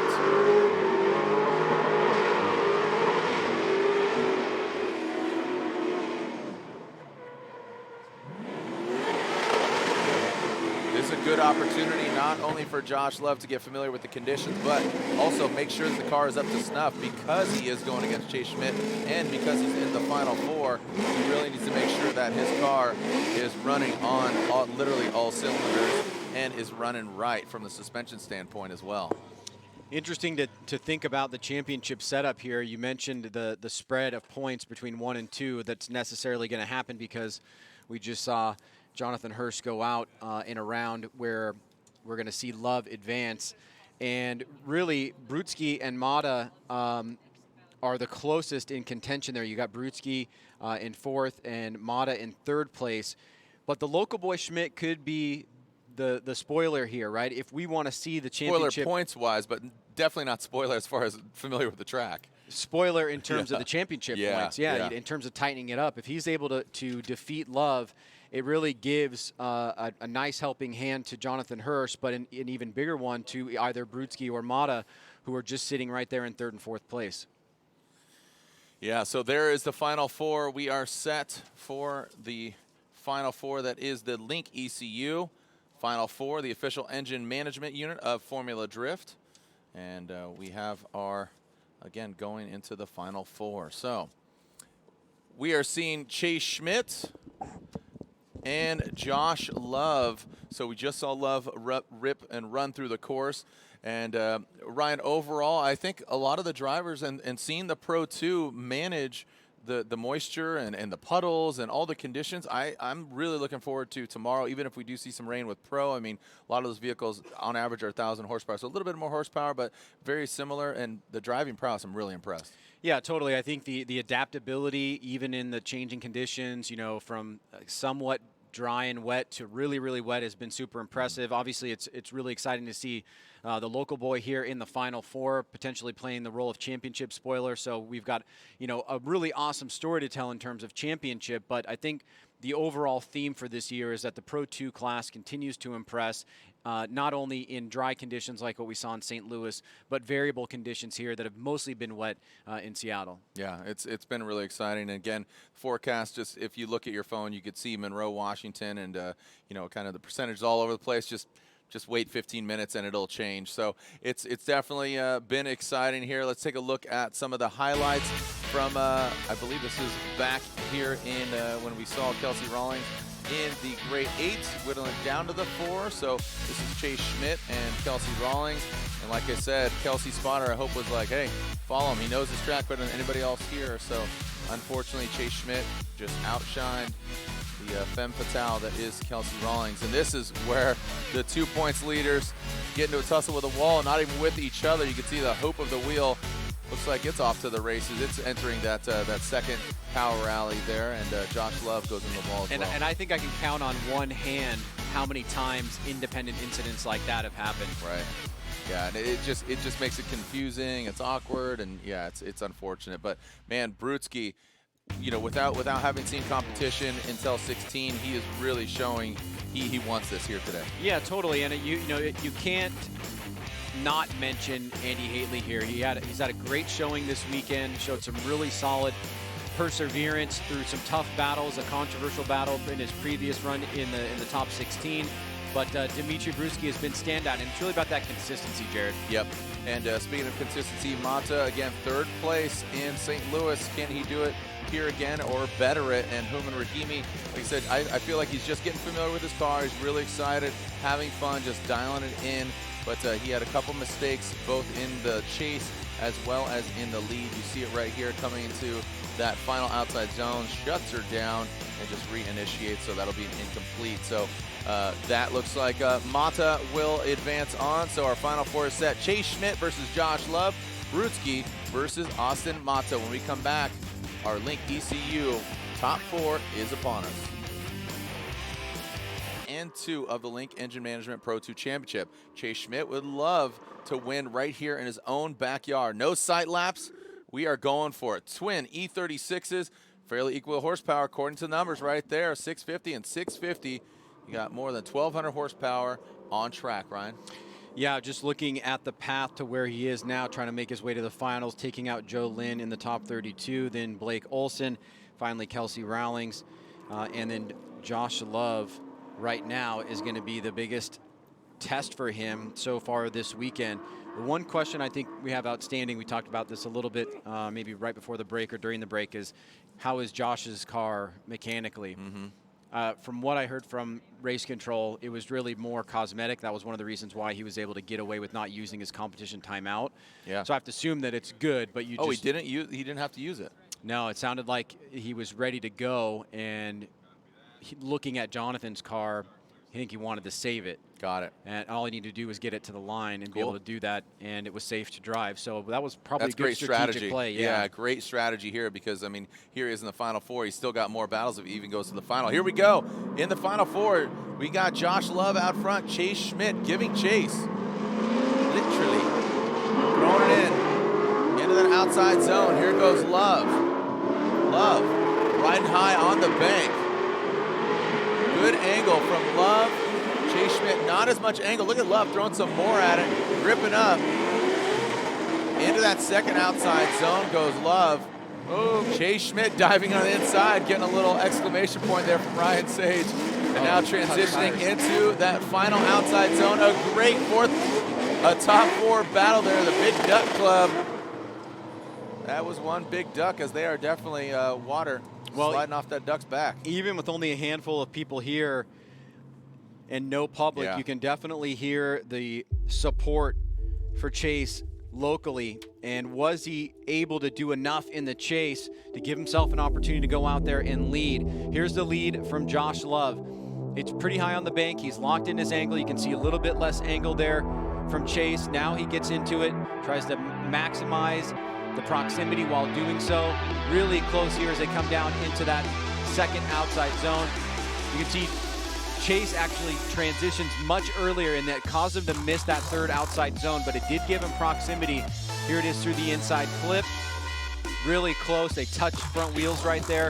And then the final transition, I wish that Chase would have given a little bit more of an opportunity, or given himself an opportunity to get to that third outside zone, because that may come back to hurt him. That was an area that he missed to gain proximity.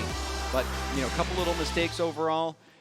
Josh Love's lead run, pretty solid there. Yep. Nothing major, pretty much got to every zone and inside clip. So now we'll switch things up, and you can see the lights and the reflection of the rain here. It's still coming down, not moderately and not lightly. It's kind of that, you know, that in between, which is still going to create just some annoying. Yeah, some traction and some annoyance problems. All right, so here we go. Chase Schmidt will now lead. And again, similar to Kelsey's, you know he knows the track. Do you know the way to San Jose? Oh, wow. Josh, that could have gotten hairy. Man, he was beelining towards the wall. And Ryan, that's exactly what we're talking about, just the slickness of the track as Chase Schmidt, very familiar with the track. Love takes some angle out of it. Look at that, cutting the corner a bit as Love dives in shallow into that power alley. We'll see if he can continue on. And he does salvage that. Josh Love, our current points leader, is the local boy from Snoqualmie, gonna take out our points leader, Chase Schmidt, across the finish line with Josh Love in tow, Ryan. Well, looking at the leads out of the gate, pretty similar, I think, at first pass. Josh Love almost threw it all the way on initiation. Let's take a look at it again. Almost the same thing with Jonathan Hurst. He transitions, see the front wheels, almost understeers right there, and that's going to really count against him. So let's just think about the lead runs for a second. How close is the lead run on the bank here for Chase Schmidt compared to Josh Love? I think it's pretty comparable. And you can see that Josh is dropping down. He's having some movement in the front wheels. He was on a lower line there. He does a much better job, I think, following Chase through that section of the course. But there was some mistakes made. So the big mistake from Chase in the chase position was outside zone 3. For Josh, it was the near fatal understeering and coming off the big bank early and being on the lower line. Now, between those two things, and if there's anything else that I missed in detail, is that enough to give the local boy a nod in his favor? I mean, it's definitely looking that way, and I don't want to say that you're judging Josh to the winner, Josh, but what we've seen today is not, or what we saw just in that battle did not seem like the Josh Love that took it to the top in St. Louis, but Chase Schmidt definitely, he delivered when he needed to, and early on we were saying that, man, he's got to be feeling the pressure. Here he knows his track better than anybody else in Pro 2 competition. Well, we've heard, Chris Ewell and Brian Eggert and Ryan Lantain say over and over again how important it is to go out and establish a quality lead run. And I think we saw that from, both guys for the most part. And then it becomes who did better in the chase. And I think there was definitely some sizable mistakes, from Josh Love. All right, do we get an upset? Here we go. Chase Schmidt gets 1 vote.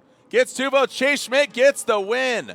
Chase Schmidt is going to the finals, and we're feeling the bleachers rumble here and erupt with Chase Schmidt's fans and family.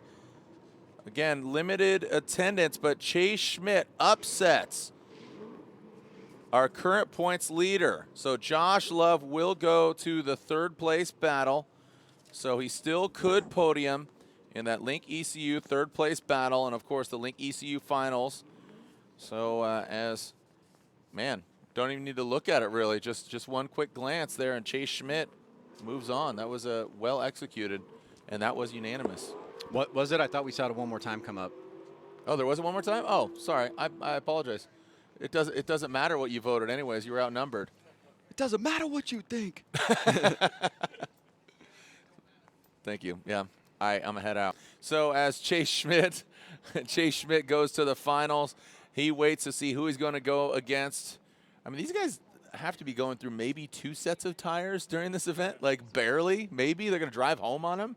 As here we go to the other side of the Link ECU Final Four, Brewski and Mata.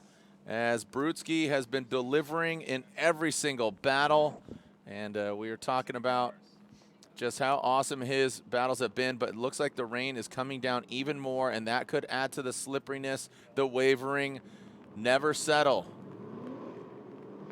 Here we go. Brewski out front. Mata in the chase position. Who's going against Schmidt in the finals? Brewski initiates. High on the bank. Mata. Oh, Brewski.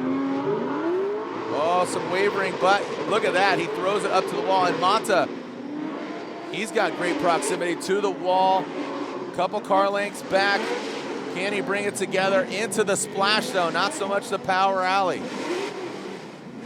Out of the power alley into that front clip. Mata a little bit tighter. Then you can see Brewski about the 2nd hash mark. He does bring it out. Bring him out, bring him out. Ryan, let's take a look at this replay. Again, a lot of rain coming down on track, and you saw it very apparently coming to that power alley. Yeah, which even more so makes you want to underline the fact of how well these guys are managing the conditions. Brewski and Mata both doing a great job. Little love tap there on the wall from Brewski, but saves it, gets back in it, looking impressive in the lead. Mata trying to chase him down, keeping that good angle, but a little bit farther back than he'd like to be. Comes through this center section into this 2nd outside zone, reaching out there as best he possibly can. Here it is coming off of the big bank once again, and a great job of execution by Brewski in the lead. A little bit tighter there from Mata, which causes him to lose a little bit of angle. So in the chase position there, a couple mistakes from Mata, and then Brewski a little bit late to that final outside zone. But you can see that Mata did not follow him out there at all. Comes up way short, does not even get close to filling it, and was not able to get the kind of proximity that you'd like to see through the finish line. So he will have an opportunity to better the lead here, though, as now he will go to the front, and Dimitri Brewski will chase him down. All right, thanks for watching some of our fans. Jackson Woodruff, 15 years old, watching from home. Looks like he's playing some games and watching the stream, man. Thanks for watching and tuning in. So let's see, again, the 2nd half of this battle. All right. And you can see, again, just the rain keeps on coming down. Let's see what we got.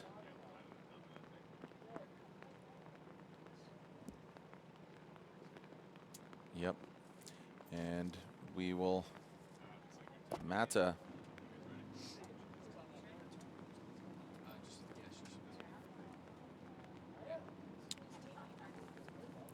Yep.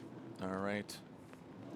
Chase Schmidt waits, as does Josh Love. Josh Love for the third place battle, because in previous years we don't have the consolation round, the third place battle, because we basically, third place is placed by qualifying. Who will be going against Chase Schmidt? Will it be Brewski or Mata?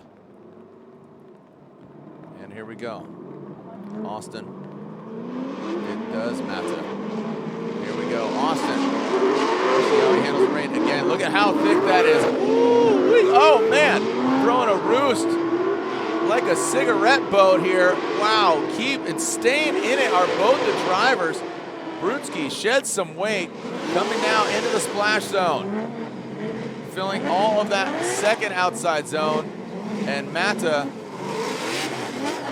man, that back end is bashed in, showing you that he has been all up in the walls business. And Brewski brings it on through. Man, Ryan, you definitely got loud on that one. Yeah, the collapsible parts back there must have paid some big dividends, because that was like full beast mode into the wall twice, and he still was able to maintain relatively well. Let's take a look at it here. Brewski a little bit further back, trying to eye up Mata. There's the first one. The second one coming up here, that's the one that should have forced him into the wall, but he sticks in it, big angle. The back bumper collapses the way that I'm sure that he designed it to do so. And then you can see Brewski losing some parts as well. So parts all over the track as they get closer to leaving the big bank. Let's take a look as Mata hits that e-brake pull. Brewski was having a little bit of fidgeting behind him for a second there. Now coming into this second outside zone, you can see that Mata does a really good job eyeing up that outside zone, but Brewski does as well. Now his transition was a little bit early, so he wasn't able to fully get out to that zone or as wide as Mata was. And then this final section of the course here, you can see that distance from Brewski and Mata a little bit more apparent. So both runs in the bag. Three judges have to make a decision here about who's going to move on to the finals. All right, who is going against Chase Schmidt? Is it Mata or Brewski? See if we have a verdict here from our judges. Yeah, I mean, a lot of back bumpers and bash bars on that back end for all these vehicles. Excited about round 3 and 4. Here we go. Slide them right for Mata. Austin Mata. Oh, Brewski goes left, and finally, Brewski gets the win. Brewski is going to the finals, going to Ryan Lontaine. As Ryan Lontaine going to elaborate there, it was 2 against 1 there, and Chris Yule was outnumbered by Ryan Lontaine and Brian Eggert. Lontaine. Like I said earlier, Brewski's line on outside zone 1 is incredible. He gets the car set to angle. Those front wheels don't move. He's very precise. You could see him get into outside zone 2. He didn't touch either one of those cones, but he got the tire in the zone almost all the way through. Great on outside zone 3. Just he sets the angle and he just drives through it. It's a level of consistency and accuracy that is definitely what you're expecting in a Pro 1 driver. Yeah. And I don't know if we've seen anybody be as consistently accurate and smooth as him. And it's a tough drive to beat. And that's what we say in the meetings, in the briefings. If you are laying down that amazing lead run, it's going to give you the opportunity to really shine, and it's going to be really hard for that other driver to beat you. Yeah, and Brewski and Mata both had the same mistake. So not that Brewski was absolutely flawless, but a lot of it had to do with the rain. And there's a lot of water accumulation there. And there it is. You see, again, don't go chasing those things, waterfalls. As they came into the power alley, you saw both of them made those mistakes, especially in that second outer zone coming off. Yeah, and I think what really pushed it over for me, giving it to Brewski, is Mata and his lead run actually straightened as he was going to outside zone 3 as well. So, you know, the little errors that you pick up on sometimes are weighted a lot heavier, and that was definitely a big one for Mata.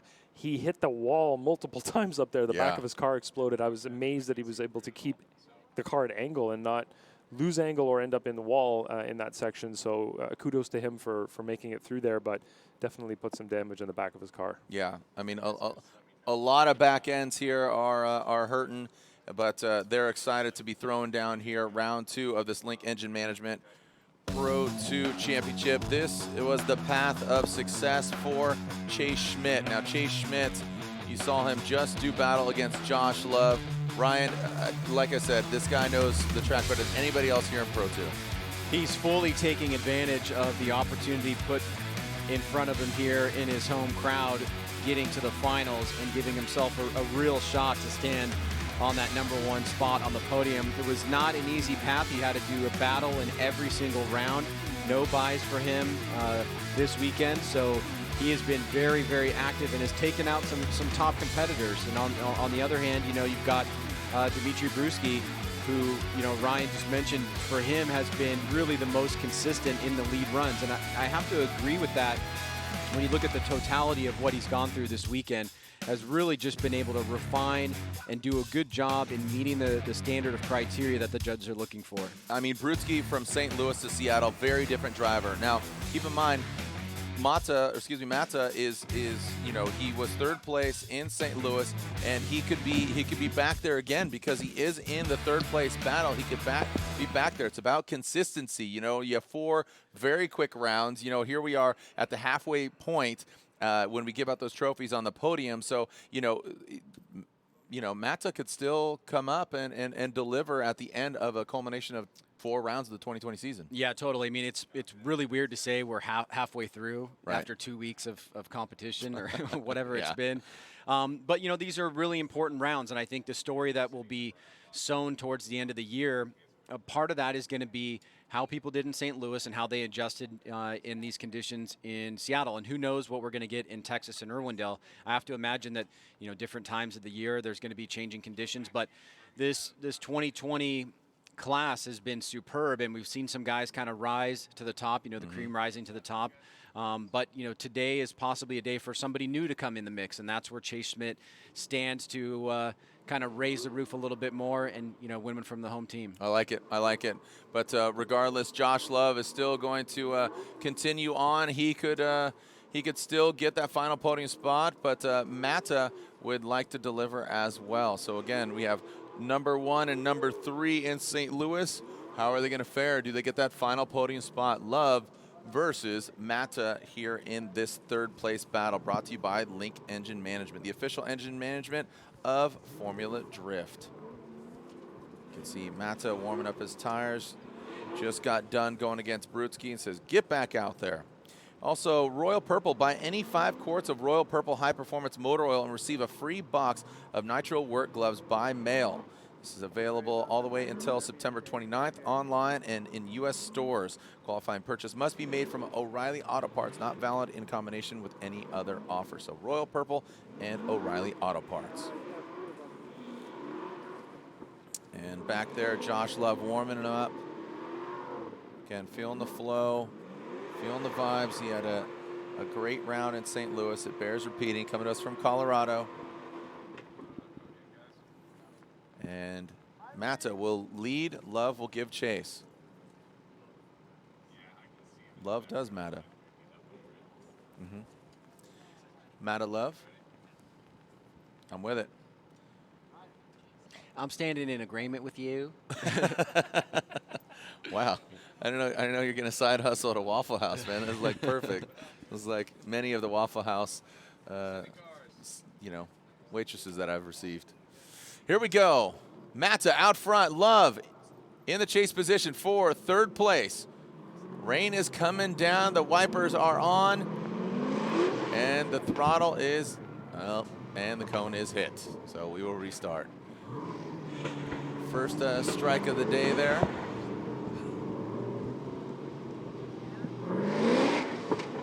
Got a light switch brave going on there to make sure that you, yeah, somebody's, yeah, I mean, there should be a warning label on that like a Nintendo when you play Pokemon.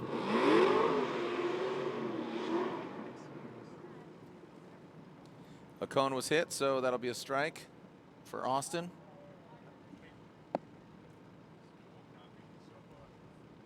And still ready to go.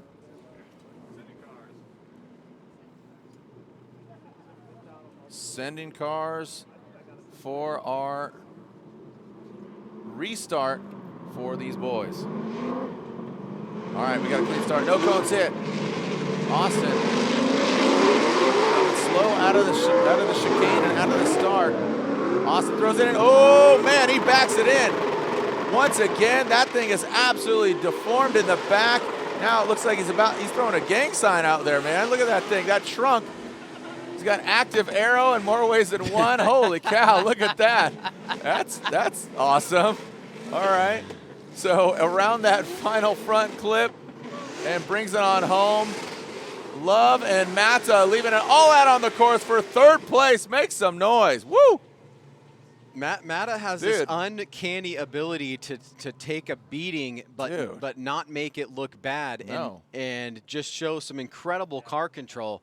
I mean, there's an element of comedy underlying it just because the trunk lid goes up. Let's take a look at this. You can see Josh Love dives in. Oh no!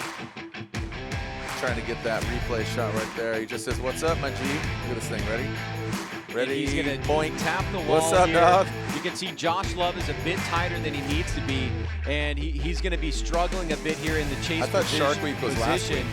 But Mata was able to absorb that. You can see him going through that section. Got a late giggle from Ryan. Let's look at this again cleanly here so we can get a good analysis of what happened. But Josh Love was a bit down on the big bank. He's fidgeting around a little bit. Mata, after the contact with the wall, adjusts pretty nicely here, whips it into that outside zone, and you can see that Josh Love is much tighter there. He does not get to outside zone 3. Mata's able to transition back around, make it look clean, and he just fills maybe 50% of that final outside zone with Josh not doing that. So I think it was a really impressive lead run from Austin Mata overall, and looked very much in control even with the wall tap. And even so, from the run prior, he looked in control. He just has this uncanny ability to kind of take a hit into the wall and not flop out like we see a lot of drivers and a lot of cars do, getting that front end sucked in the wall. He has an incredible amount of fortitude to keep the car going where he wants it to go. Wiping down the windshield there for Love and Mata. Yeah, that windshield wiper's going ham there on Austin's car. You're going to lose a finger there. I wouldn't go near that windshield. And here it is once again with the trunk popping it up. Yeah, there's 2 hits. It's the second one that lifted it up like a can opener. And obviously that caught all of our attention, but it's important to take a look at Josh Love in the chase position because I don't think he really filled the obligations and the roles that he needed to. And Mata looked great in the lead run, even with tapping the wall. He did not really lose that much angle. We did see this surge here from Josh Love towards the end, but it came at the sacrifice of not getting into outside zone 4. Okay, it looks like picking up some aero, making sure the banners are all good. And we'll be back to the second half of this battle. Love out front and Mata in the chase. The Link ECU third place battle.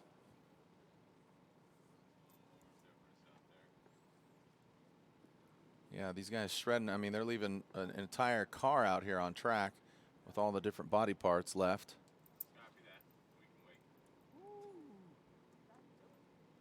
See the track workers here. So Ryan, you pumped for tomorrow? Obviously we still have the finals here in this third place battle, but tomorrow round 3 and Sunday round 4.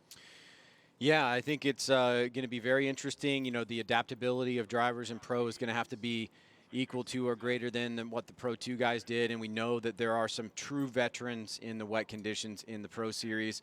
You know, will that be a factor or will it dry up? And we've seen the weather change so much. It seems like Sunday looks to be the most consistently in the dry from, you know, starting looking at the weather earlier in the week on Monday. But I can imagine tomorrow having moments of dryness, but it's really going to be about, you know, how consistent that is over the course of the day and how much adjustments are going to need to be made. Yeah, I was just looking at the forecast right now. It's about to be steamy here with Love out front. Love and Mata. Love throws it in hard. Man, that angle looks so precarious. Wow. And wow, Mata still just digging deep. Here's a shovel. Can you dig it? Yes, you can.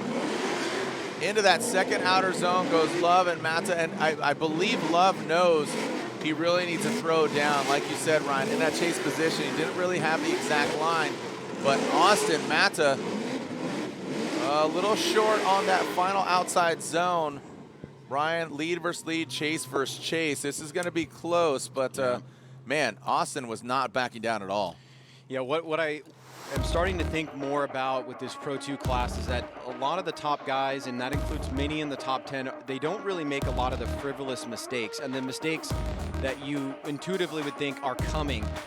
You know, they do make mistakes, they do tap the wall, but they don't crash after they do it in the way that we've seen with Mata. This time with Josh Love out front, doing a much better job in the lead position. You can see Mata does tap the wall, the front wheels move around a little bit, so getting a second glance of that coming off of the big bank.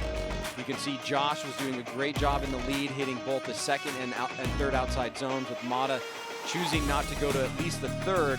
And in the final section here, Josh positions himself nicely. He gets into that zone pretty early, maybe about a quarter of the way in, and fills it pretty well. And Mata, on the other hand, does not get completely out there to follow him on the appropriate line. So another tough call for the judges here, Jared, but this is what we expect in the Final Four. Man, look at that. I mean, third place. I think Love's car started out as a 325 E36. Now it's a 318, given the back bumper just smashed in. But hit the wall. It doesn't even matter. I mean, look at that thing.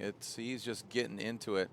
And, man, I'm definitely impressed, like you said, Ryan, just the ability and what they're doing in Pro 2, the progression and how it's ending up. I think it's just made for some great competition. Very exciting.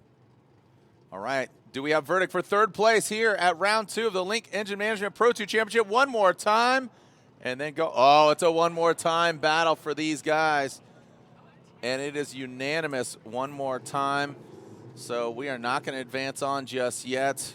So they're going to leave it all out here on the course. And they are doing just that. And they'll have to go at it again. And I'm telling you, I don't think they need to change tires. Just get back up there. Yeah. So I don't think they need to change tires, man. I think they're just going to go for it. Yep. And that's the beauty of the rain. That's the perk of the rain. I didn't think about this, but you know, there's some people that are saying, oh, you know, shouldn't Mata be disqualified because his trunk popped up? And you know, that's what we saw with the Odie situation in St. Louis. The distinction there is that if it happens,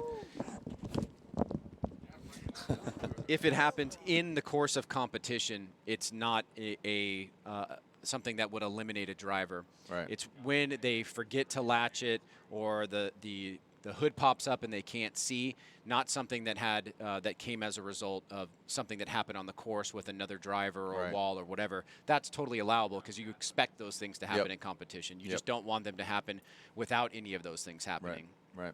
All right. So thank you for the delineation there and the definition of again, like you said, Odie's door opening, but obviously, you know, you could see Mata has taken a licking. So what's going on here? Grabbing some fuel. All right, so Love will throw some fuel in the tank. Looks like Mata stays in the burnout box. Hashtag FDSEA, let everybody know you guys see who really matters and shows up. As Austin Mata will lead. Josh Love giving chase once again.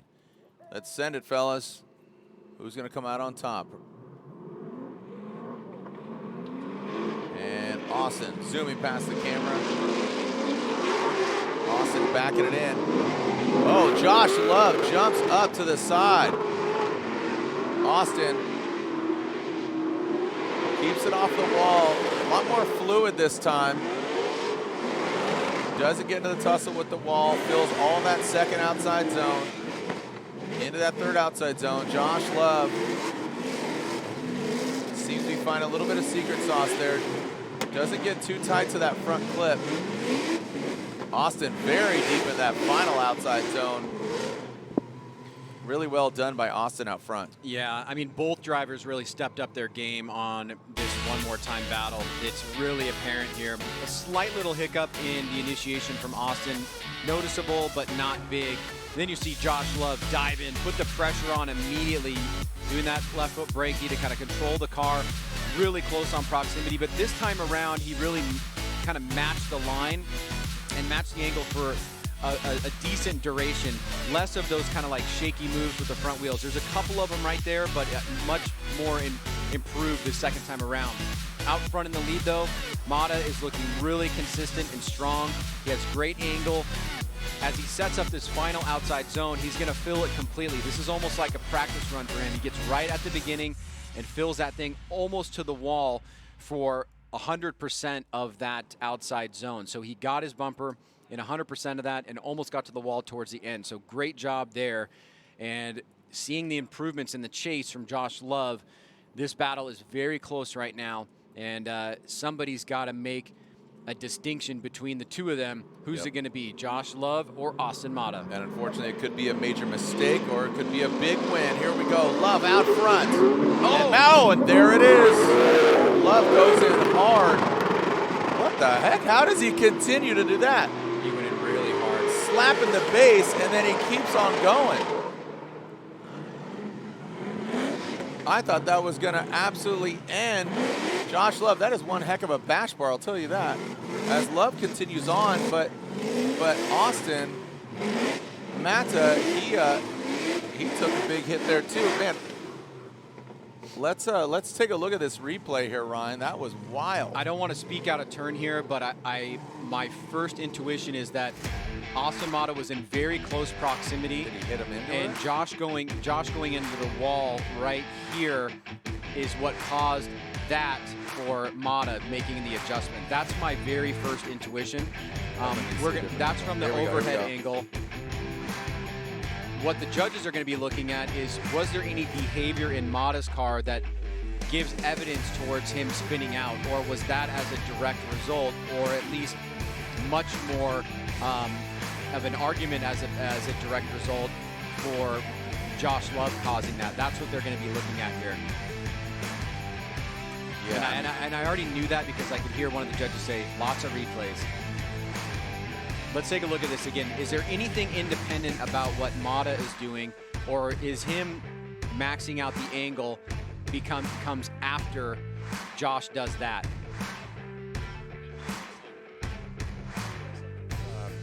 Josh Love. Yeah, it really looks like it's Josh Love that once he hit the wall, he straightened out immediately. And I think Mata was rightfully kind of afraid there of what was going to happen in front of him. Yeah, I think that's a miscalculation on Love's part on the initiation to get the car a little bit too far out there. And we were just surprised that the car was able to continue drifting. From that initial view of it, we thought, ooh, that's going to destroy that rear wheel and everything. And somehow he just managed to hit the rear quarter panel, and it didn't damage any drivetrain that we could tell. I don't know. Yeah, I mean, he continued on it, and I questioned if he even hit the wall, and it was just an illusion, some craziness right there. Well, there's not much of a rear quarter panel or bumper anymore. But and you can see his hands. You can see his hands grabbing a handful of wheel there that he did straighten out. So that's going to be an incomplete for Josh in the lead position because of the fact that he did lose angle there. He straightened up and he had to reinitiate. So that will have a big impact. That would put an end to the run anyways, right? Yeah, that's going to have a big impact on the judge's decision in that case, because he hit right as the wall curved, so he was way on that wall early. I don't think anybody else has been in that area. Clearly, it's a dangerous spot to be putting your car. Well, let's find out who gets third place here. And it looks like slide him right for Austin Mata gets the win. Austin Mata gets the win, taking out our points leader, Josh Love. So Josh Love sitting outside in fourth place.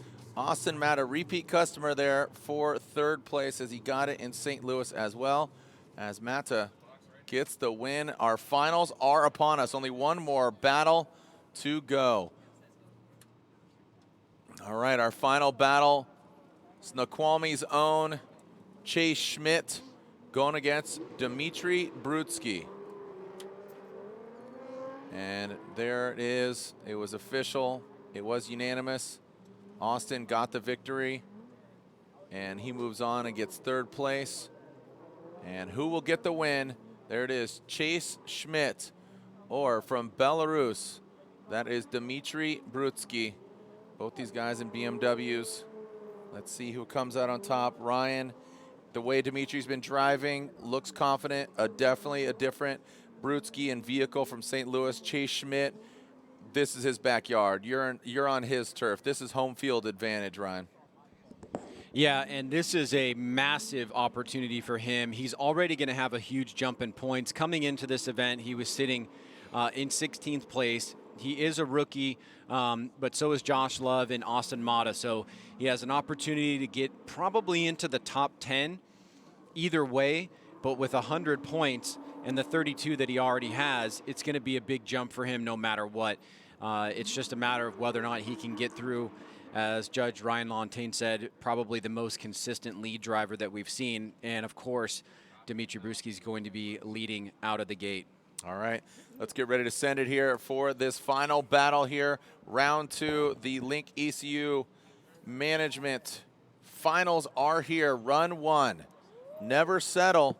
Let's see if Dimitri Brewski lives up to that motto on his front bumper. Let's get ready to send it for our first ever no attendees event, making some history. Here we go, Dimitri Brewski. And that of Chase Schmidt. Dimitri initiating into the bank. Let's see how they handle. The sun is setting, but who will rise? As Dimitri, big angle. Oh, Chase Schmidt comes out of angle, holds on to that proximity. Brewski, massive angle coming into the power alley. Lontaine, that's exactly what you're talking about. Into that second outside zone. Now tighten it up to the front clip, about the third hash mark. Now bringing it back into that final outside zone. There goes Brewski. Digging all the way in, dragging tail light. Great run by Dimitri Brewski.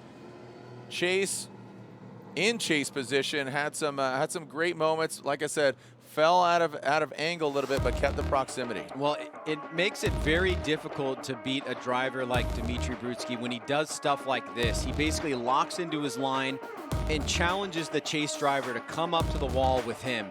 He's right up against the wall, pretty much at almost full lock there, and you can see Chase is doing a great job on proximity, but in terms of the fluidity and the balance in the vehicle, he's moving around quite a bit, surging back and forth. So he'll get points for proximity, no question, but he's obviously a little bit unsettled in the chase in that section of the course at least. Now Brewski is going to eye up his exit from the big bank, get right to that second outside zone, get that left rear wheel right in there.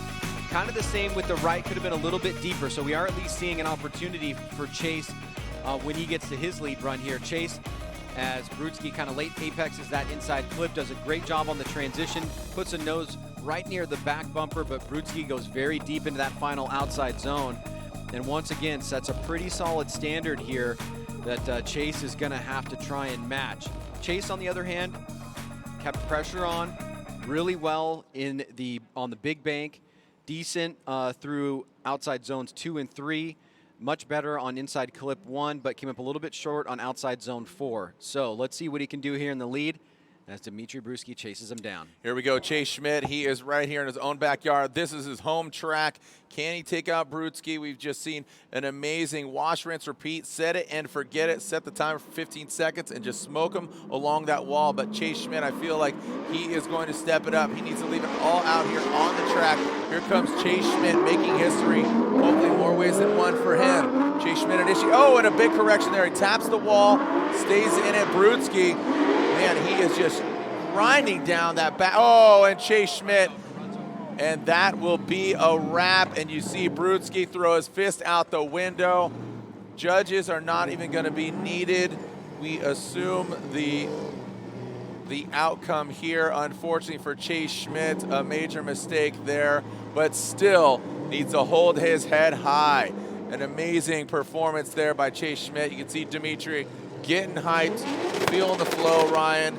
And again, man, awesome run there by Chase Schmidt here in his backyard. But Belarus's own Dimitri Brewski, a little celebratory burnout there, Ryan. Yeah, he knows there's no other logical pathway than a win here for Dimitri Brewski. We'll make it official by bringing them down center court and having you do the honors, Jared. But obviously, as soon as we saw the big straight in there. Let's take a look at it. Let's see if we can see what happened. Chase gets a great start. He eyes up that bank really well, dives in, and stays pretty locked. You can see Brewski almost had a little bit of a trouble there. Watch, he starts angling up, losing some distance here. But then the front wheels of Schmidt are going to give after he taps that wall. Stayed in it a little bit too long, drives off course. As soon as that happens, it's game over. It's an incomplete by the lead driver, and Brewski knows it. He puts his hand out the window. He's like, there's no way I can lose this now. And he's absolutely correct about that. A hard-fought weekend in terrible conditions from these Pro 2 drivers, but Chase Schmidt, he should raise his head very high. He did a great job representing the local community here, and he is going to find himself deep into the championship chase by doing what he did here this weekend, jumping up probably into the top 10 with the performance that he had here this weekend. Yeah, an awesome performance here by local driver Chase Schmidt. And again, Austin Mata grabbing that third place position. Don't know where he's at. Maybe he's repairing that back bumper because that thing has been grinded down. As we will have our trophy ceremony. And make some noise for them as they step outside of their vehicle. Thank you so much for watching, tuning in. He's saying he can't see. So again, never settle right there on his chest.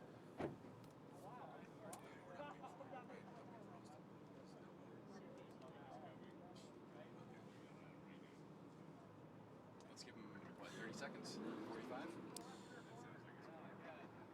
And there are drivers. We'll bring up our third place driver up to, as Ryan called it, center court. I like that.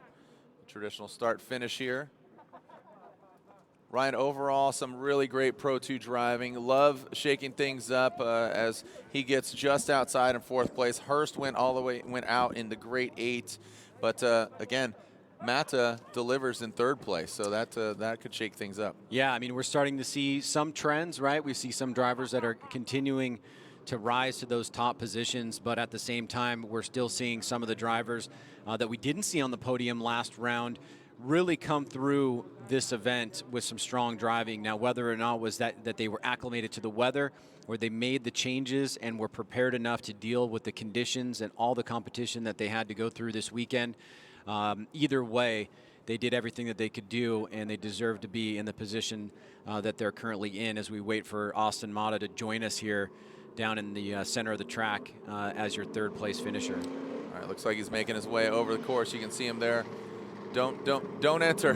Don't initiate into the wall there, Austin. As we'll get him out here, grab some photos, and join us over at the podium. We'll wrap it up here, and we'll give out some trophies. But again, no attendees other than teams and crew.